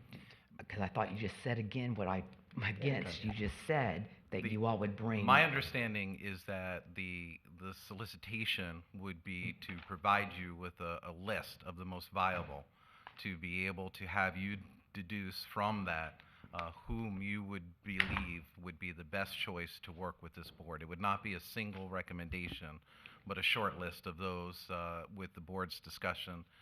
And that would be my assurance on the record today that that's how this process would unfold if you approve this agenda item. Okay, and just for clarity, could you tell me why it's going through HR and not through purchasing? That's usually who we do our RFP and RFQs. We're just going to be the coordinator. Purchasing will be working with us to solicit the bids, yeah. Okay. We're just coordinating that. All right, because we ran into an issue with another department lately on that. So. Any other questions? I just, when I read this, Commissioner Hutchinson, I thought it was simply just to do the search firm as opposed to. But that's our the start second- to it, Commissioner. Your search firm, they come in and talk to all of us. That's what they've done in the past when we've gone through this. As to what you're looking for, what type of an administrator, what your expectations are, what you want them to focus on. So that as they reach out and get those applicants, for lack of a better way of saying it, they then go through and start weeding through and come back again with a short list of whom they would recommend. Right, and that's the entire I thought just simply the way I read it, and again, I'm glad we're having this conversation So- because if there's. So you am I, know, that's why I want to make clarity- sure I'm here, reading it correctly, Yeah, because and I was reading it The way I one way. read it, it was if there are 10 firms out there and they all have similar, abilities, will that come back to us, or would it simply just go to HR or to purchasing, as you just stated? Because I think the second part of that is, once a search firm has been selected, then everything basically falls on us. The number of applicants and so on and so forth, shortlisting, et cetera. Why would we not want the selection firm to be our decision? I think that's. No, that's The not. way I'm reading it is that request to advertise solicit firm for the county administrator position recruitment, basically bringing that list. So No, this it is a good states, conversation to have. it states here, upon board approval, Human Resources will begin the solicitation process for proposals, which is fine, and bring back the most viable proposal for the board as one. Yeah, that's how. I From read the it. executive search firm. Yeah, No, again, no. Commissioner, the That's assurance is correct. that you would have a choice of the most viable ones that would be meeting the criteria that would be set forth herein, so. The search firms. Search firms, Yes. plural. And that's what I'm saying, the search firms should be decided by this board. Correct. will. But he's, That's what he's saying. okay, so what I'm reading here is not singular. You're not picturing this firm and then telling us this is who we need to have do the search Neither Human itself. Resources or anybody else, I believe, would be able to substitute our judgment for this board's consideration for that process. That's correct. All right, so just to be clear, we will get a short list of firms. Yes, ma'am. Thank you. You're going to solicit proposals for national executive firm and bring those back to this board Right. to decide what firm we will hire, That is correct, sir.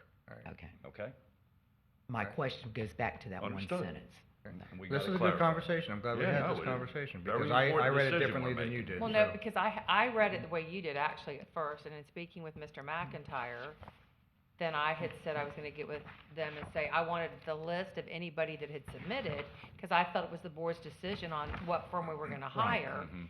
And I wanted to know who all had submitted, and then that's when he explained to me that we will get the list of everybody that's submitted, and we will make the decision, the final decision, on what firm's hired. And then from that point, the interviews happen, and then it's with us. So I read it originally the same way you did, and then when I went in and had that conversation, I see it the way Chris did.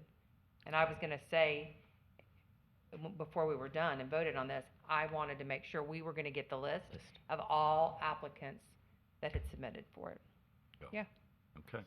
so thank you for bringing it I'll up. entertain a motion. Move approval with the stipulations that have been made by this board. Second. We have a motion and a second. All those in favor signify by saying aye. Aye. Thank you. Okay, we're moving on to, we already did D1, correct? Yes. So we're moving on to Tidewater PUD application. And this item is quasi judicial.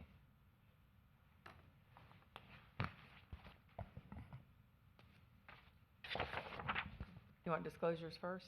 Please. I've spoke to staff, and I think, is Dan a part of this? Yes, I've spoke with Dan from Coulter. The same. The same? Staff. I've spoken to staff, Dan and Dante Regari. Is that? I know, I've just messed it up. I apologize. Mine's the same as Commissioner Bart's. I call him Ernest Borgnine. He looks like Ernest Borgnine. Mikhail's He's neighbor. a young Ernest Borgnine. Good morning, Jody. Good morning, Chair Mitchell and members of the board. For the record, my name is Jody Kugler, Senior Planner with the Planning and Development Services Department. This morning, I'll be presenting Agenda Item 10D2, a petition submitted by Cutler and Herring on behalf of Meritage Homes for a major site plan to develop 160 multifamily residential townhome units to be known as Tidewater PUD. The subject 18.73 acre site is outlined in red and is located at 6209 South US Highway 1. The site is bordered by single-family residential, general commercial parcels, and an existing Arrigo Dodge automobile dealership to the north.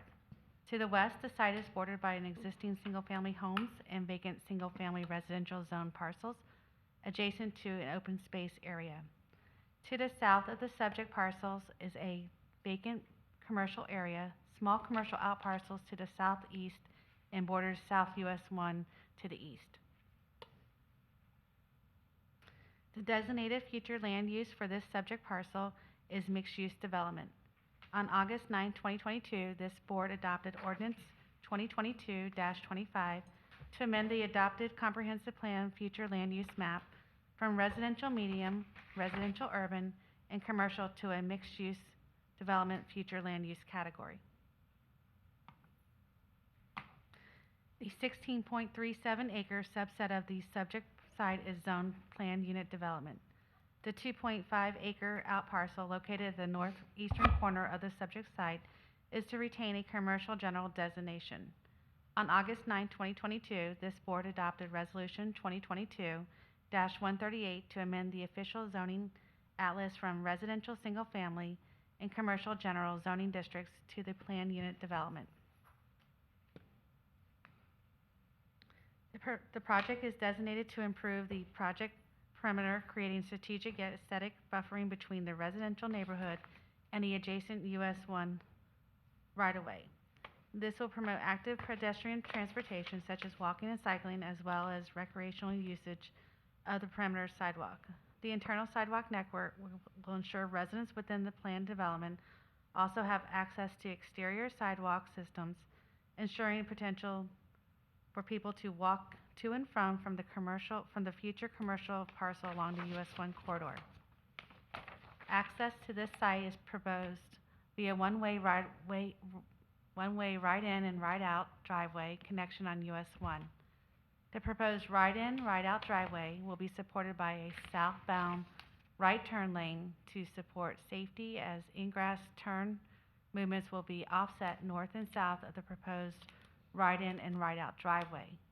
Southbound right lane on the US 1 at Sunshine Boulevard and AZ Streets, drivers will be required to perform a U-turn movement.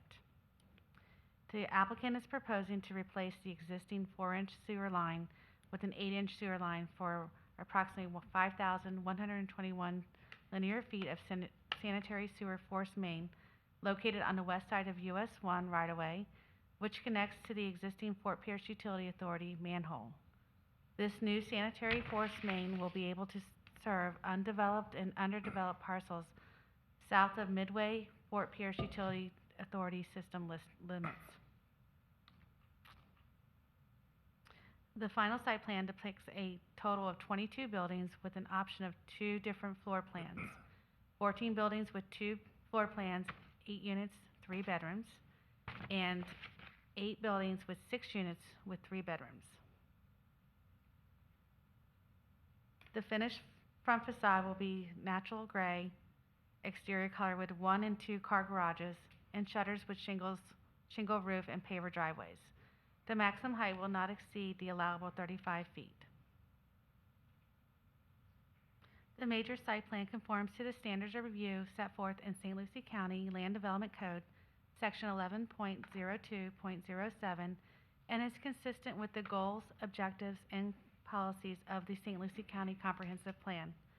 Staff recommends the Board of County Commissioners approve the major site plan subject to the conditions of approval outlined in the draft resolution of 2022-129. This precludes my presentation. We also have the applicant in the audience if you have any questions. Are there any questions from the dais? Mr. Chairman, with the commercial node that's going on the north east corner, I have some concerns about the roadway constructions, the emergency entrance and exit, and then how the commercial portion is going to be utilized. The way it looks on the schematic, and it's small for me, is it looks as though individuals could drive into the planned unit development and then make a right turn into the future commercial node. So that bothers me just because of the fact that you're going to have a gated community. Cars are going to be coming in that direction. It'll have issues for the 160 residents or units that exist. And then there's conversation about the emergency entrance and exit being utilized by the future commercial entity. And then another driveway connecting the business to the north and then this particular commercial node.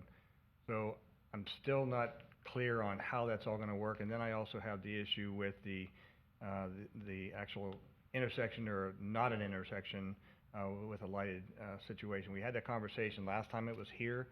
So if someone can explain to me better the roadway system, what is actually going to be built and how its intended uses, because I would have concerns that if the emergency exit becomes utilized as an entry opportunity for the commercial business to the north, then you're going to actually have those vehicles and even those who make mistakes coming into the community, that folks have probably an expectation of somewhat privacy and having it be their own private community.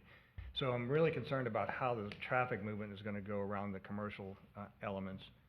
Then the last thing I have is when the buses are picking up on the entryway, how does that, you're going to impact the issue with the folks coming in from the US 1, coming into the community and then making the right into the commercial node with a bus stop that's right there. So I need to understand better how that traffic flow is going to go and what can be done to better safeten it up, because I think that there's going to be a lot of incursions that we don't want to see here. So I don't know who can speak to that. Chair Mitchell, Commissioner Zazowski, I'm going to invite Mr. Saros, who is the applicant representative, to help Morning, respond to those answers. Morning, Questions. Chairman, members of the St. Lucie County Commission. This project really is about housing affordability and addressing the housing affordability on the Treasure Coast. We did a project in Stewart, not too far from here, and approximately 30% of their residents are first responders and teachers, and it really goes to address this 160 townhome development on 16 acres is relatively unchanged from the PUD site plan that you approved back on August 9th. It's nearly identical and consistent.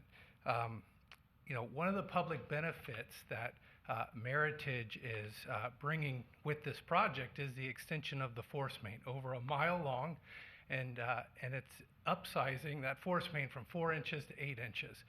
We just heard an agenda item not too long ago about the city and the county working together to get people off of septic and then convert them to the sewer main.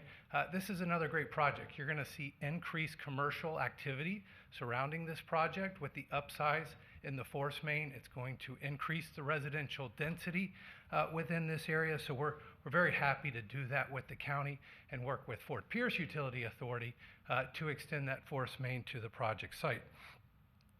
We're in agreement with all the conditions of approval that staff has recommended for this particular project. And to address the questions of the out parcel, Commissioner Dazowski, the commercial out parcel right now is about 2.5 acres. And all of the access, I don't know if you can bring up the slide, Ms. Kugler, but all of the access is going to be within the turn lane into the Tidewater site. So there's a queuing length, I think, of about 150 feet off of US 1, where any of the commercial traffic will have to make a right in and right out of that commercial access. There is no emergency medical service access within that commercial parcel. It's bordered by landscaping. There's no access out on US 1 except in that designated location, which is a shared entrance drive to the residential community.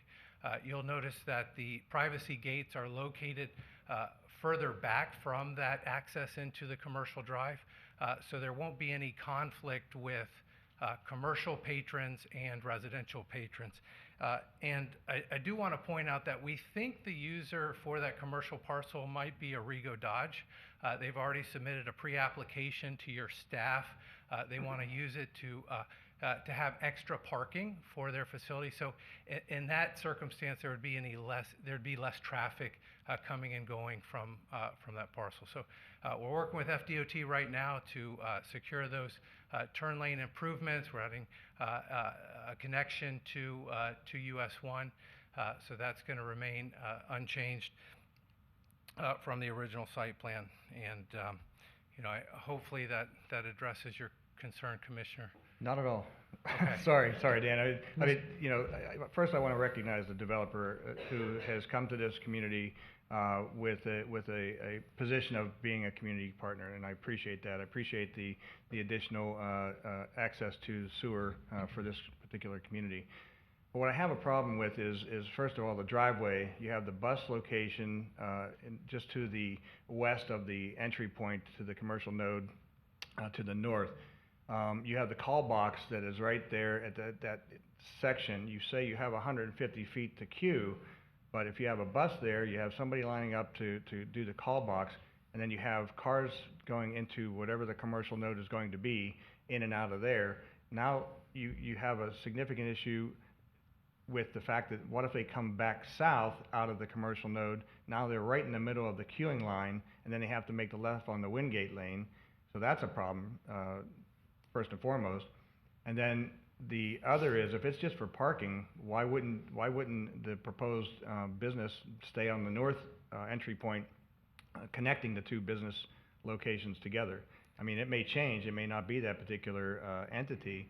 And then I also saw some challenges that, or suggestions that maybe there'll be an entry point for the business that may go there from the emergency section and reduce or remove the entry point to the north of the commercial node. So those are a lot of questions I have, and I don't want to go forward.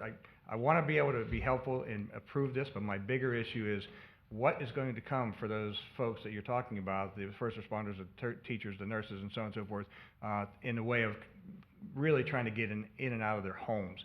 That's my biggest challenge. And then again, what is not an intersection currently across from Sunshine Way or whatever it's called, from the community across the street.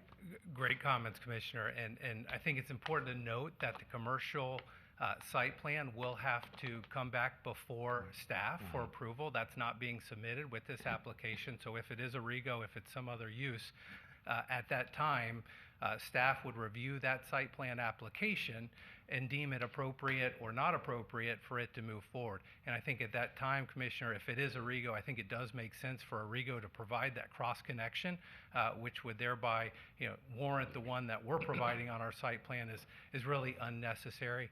Same thing with that EMS connection that we're showing for the residential. So I think the school bus traffic and the traffic that is mentioned, around the roundabout, that's a isolated time of day that is no different than really any other school bus pickup and drop off in any other community or any other street.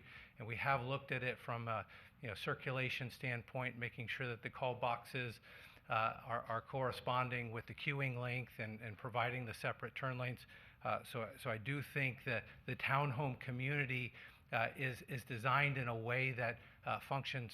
You're even, your third-party traffic consultant even reviewed our our queuing length and our driveway circulation plan and has found it appropriate. So we, you know, we. Well, I understand you're saying they're standalone issues, but they're really not whenever you have these connection points. That's really I want to be able to move forward with this particular project. My problem is not knowing what the entity and the commercial node is to the north with a clear indication of a driveway on the north section of this particular entry point. And then you also have the right turn lane that is to the north where they would be making those turns. You know, wouldn't it be more sensible to put the right turn lane and have the entry point there off US 1, increase the right turn lane?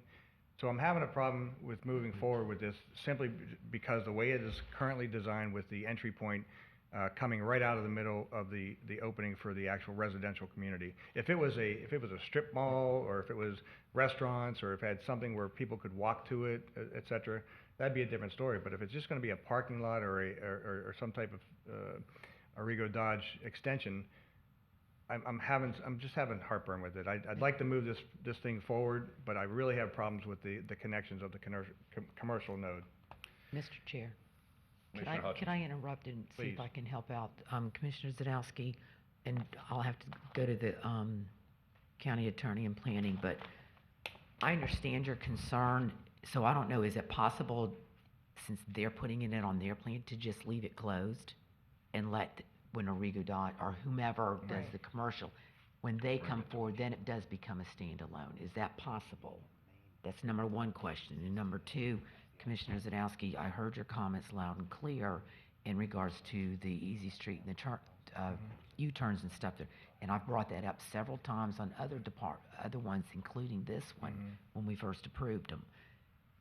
That has become incumbent upon this board to work through the TPO. That was scheduled, that whole intersection of Easy Street and US 1 was scheduled through the TPO in the state, because that is a state road, to do the improvements there, but got pushed back. And there wasn't enough votes to keep it to the top. So it's incumbent upon this board that represents just as much as some of the others on there, that this comes back forward and gets moved through that way, because that's the coordination with US 1. So it's being forced without taking action on the Easy Street issue intersection. So I don't know if we have anybody that can answer the first So, question. Mr. Benton, come to the table. Do you have something to add? No? Commissioner, Chair Mitchell and Commissioner Tazowski, something you could condition the application today is that if this is a parking area or overflow parking area for a future tenant, the access point going into the commercial node, you could strictly close off that access, and they would utilize the access along their main driveway. And again, I want to move this thing forward, I really do. And again, back to the developer who has wanted to be a community partner. I just can't, I don't want to hold this up, but I want to hold it up until I get an idea of what is going to go to the north, simply because this looks to be a mess whenever that's open. So if it comes back with a second site plan and then we do something different with it, I'd be happy to move it forward. But the way it currently sits, it's a problem for me. And I would like to just have that as a separate discussion with whatever is going to go in there in the future. So I'd be willing to move it forward with approval as long as that entry point is closed off until such time as whatever goes in there comes back to us for further discussion. Is it possible for us to do that? Mr. Chair, I've just asked our county attorney, so I would defer it to her so the whole board can hear it. Mr. Chair, Assistant County Attorney Catherine Barbieri, you can do as planning said and condition it right now that it be closed off until it comes back. Did you hear that, Mr. Kuzadowski? Yeah. Dan, do you have any? Well, I appreciate the comments and the feedback, and I think you know, we're mostly concerned with the residential moving forward. I think that's the main point of the project. We do want to reserve that commercial piece for the future user, and at what time they'll have to submit a site plan for. So I see no issue with that coming back at a later date with that circulation system for that commercial piece attached to that site plan to be able to move forward. Okay, I'll be okay with that. Well, that's what I was gonna say too, is, I mean, nobody knows what's gonna go in there. It could be a restaurant, it could be an Applebee's, it could be a doctor's office, and so that has to come back before us for whoever's gonna go in there. So I'm okay moving this forward, but if it gives you comfort in blocking that off, I'm good with that too, because it's gotta come back either way you look at it. Mhm. Right now, it's basically the residential, and we need housing, so we need to move this on. Okay with that? Yes. So I'll make a motion to approve. Second. With the conditions? Yes. All We right. have a motion with the conditions, we have a motion by Commissioner Townsend, a second by Commissioner Hutchinson. All those in favor signify by saying aye. Aye. Thank you. Thank you. Thank you. Unanimous, thank you. Okay, I think Mr. Ben Balser will be filling in today to give us a presentation about the planning and developing services.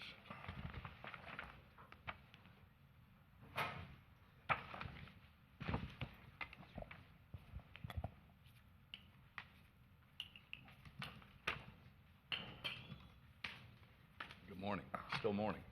It is. I think I'm the last one on the agenda. so- Morning until you've had. You're between us and lunch. No, We'll there's be one quick. more. Or breakfast. Morning until you Good have- morning, Chair, Commissioners. Ben Balser, Assistant Planning and Development Services Director. For the record, I'll be giving you a presentation of the August administrative approvals. The first project to highlight is known as the International Airport Business Park. It's located southeast of the Treasure Coast International Airport on St. Lucie Boulevard. Staff processed a minor adjustment to the major site plan to add 6 fueling positions and 2 air vacuum service stalls to the approved service station and 2,400 square foot convenience store, adjust the overall site parking, reconfigure landscape terminal islands, and eliminate the phased construction plan. The site plan maintains associated infrastructure, including site utilities and off-site right-of-way improvements to Cayuga Avenue and St. Lucie Boulevard. The second project is a minor adjustment to the Silver Oaks Plan Unit Development to increase the stormwater capacity within the single-family portion of the project. The increase in stormwater was required due to the previous dedication of land in favor of St. Lucie County, which resulted in deficient stormwater capacity for the overall PUD. To accommodate the adjustment, the depths of lot 65 through 71 were reduced from 135 feet down to 120 feet. The adjustment also provided 2 additional amenity areas within the single-family and multifamily portions of the project. The next project is a minor adjustment to the major site plan for Natalie's Orchid Island, which is a targeted industry in St. Lucie County. The adjustment reconfigured the existing parking lot and landscaping to add a loading dock ramp as part of the phase expansion plan for up to 132,000 square foot at build-out. At the location is at 1650 DeGiorgio Road in Fort Pierce. And the last development project to note is a minor adjustment to the minor site plan for the Apostle Faith Church of Deliverance, which is located at 1509 North 43rd Street in Fort Pierce. The adjustment allowed for the construction of a 30 by 15 foot baptismal pool with a screen enclosure, fence, and on-site landscaping for the existing church. That concludes my presentation for the administrative approval updates for the month of August. And if you have any questions, I am available. Any questions of Mr. Balser? No. Thank you, sir. Thank you. Okay, and we'll refer now to announcements. Mr. Chair, there's one other agenda that was added on. there is? I'm sorry. on item. 10E1, Public Works. Apologize. I'm actually okay making the motion to approve this If because I if I think- have one question I need Okay. to ask, and this is a maintenance Yeah. and landscaping plan there on It's the Kings DOT. Highway with DOT. Yeah, And it's Sean, not it's my the DOT. district, Gotcha. it's DOT District 4. Yeah. Some people are going, what did you do?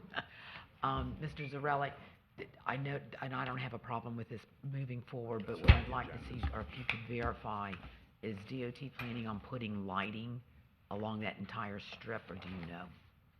For the segment from The State Road Turnpike 70 to north of I-95, yes. They are going to be put Correct. extensive lighting?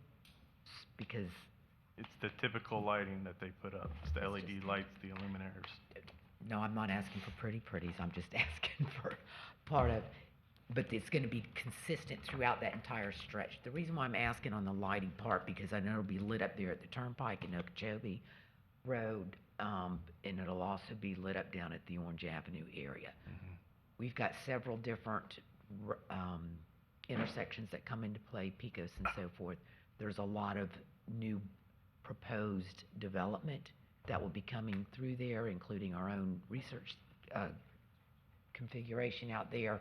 And I think it's imperative to that it be brightly lit up all the way through that stretch to avoid any accidents and so forth.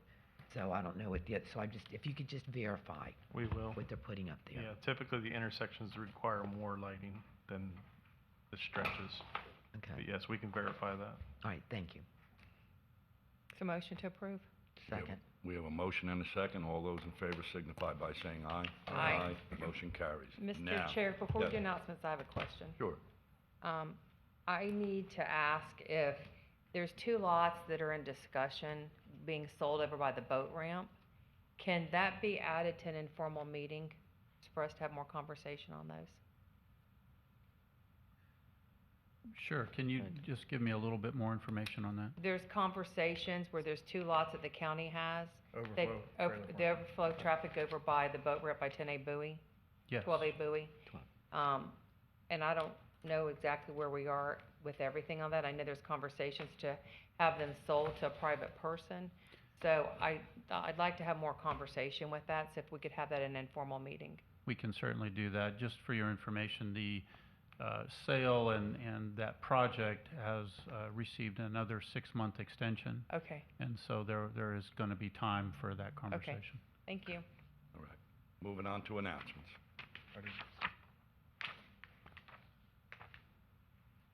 Yes, sir. The Board of County Commissioners will hold its final budget hearing on Thursday, September 22nd at 6 p.m. here in these chambers.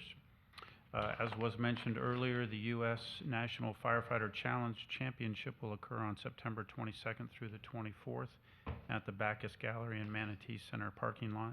And then our next regular meeting will be Tuesday, October the 4th. With that, I'll Motion entertain. to adjourn. So moved. Thank you, everyone. You too.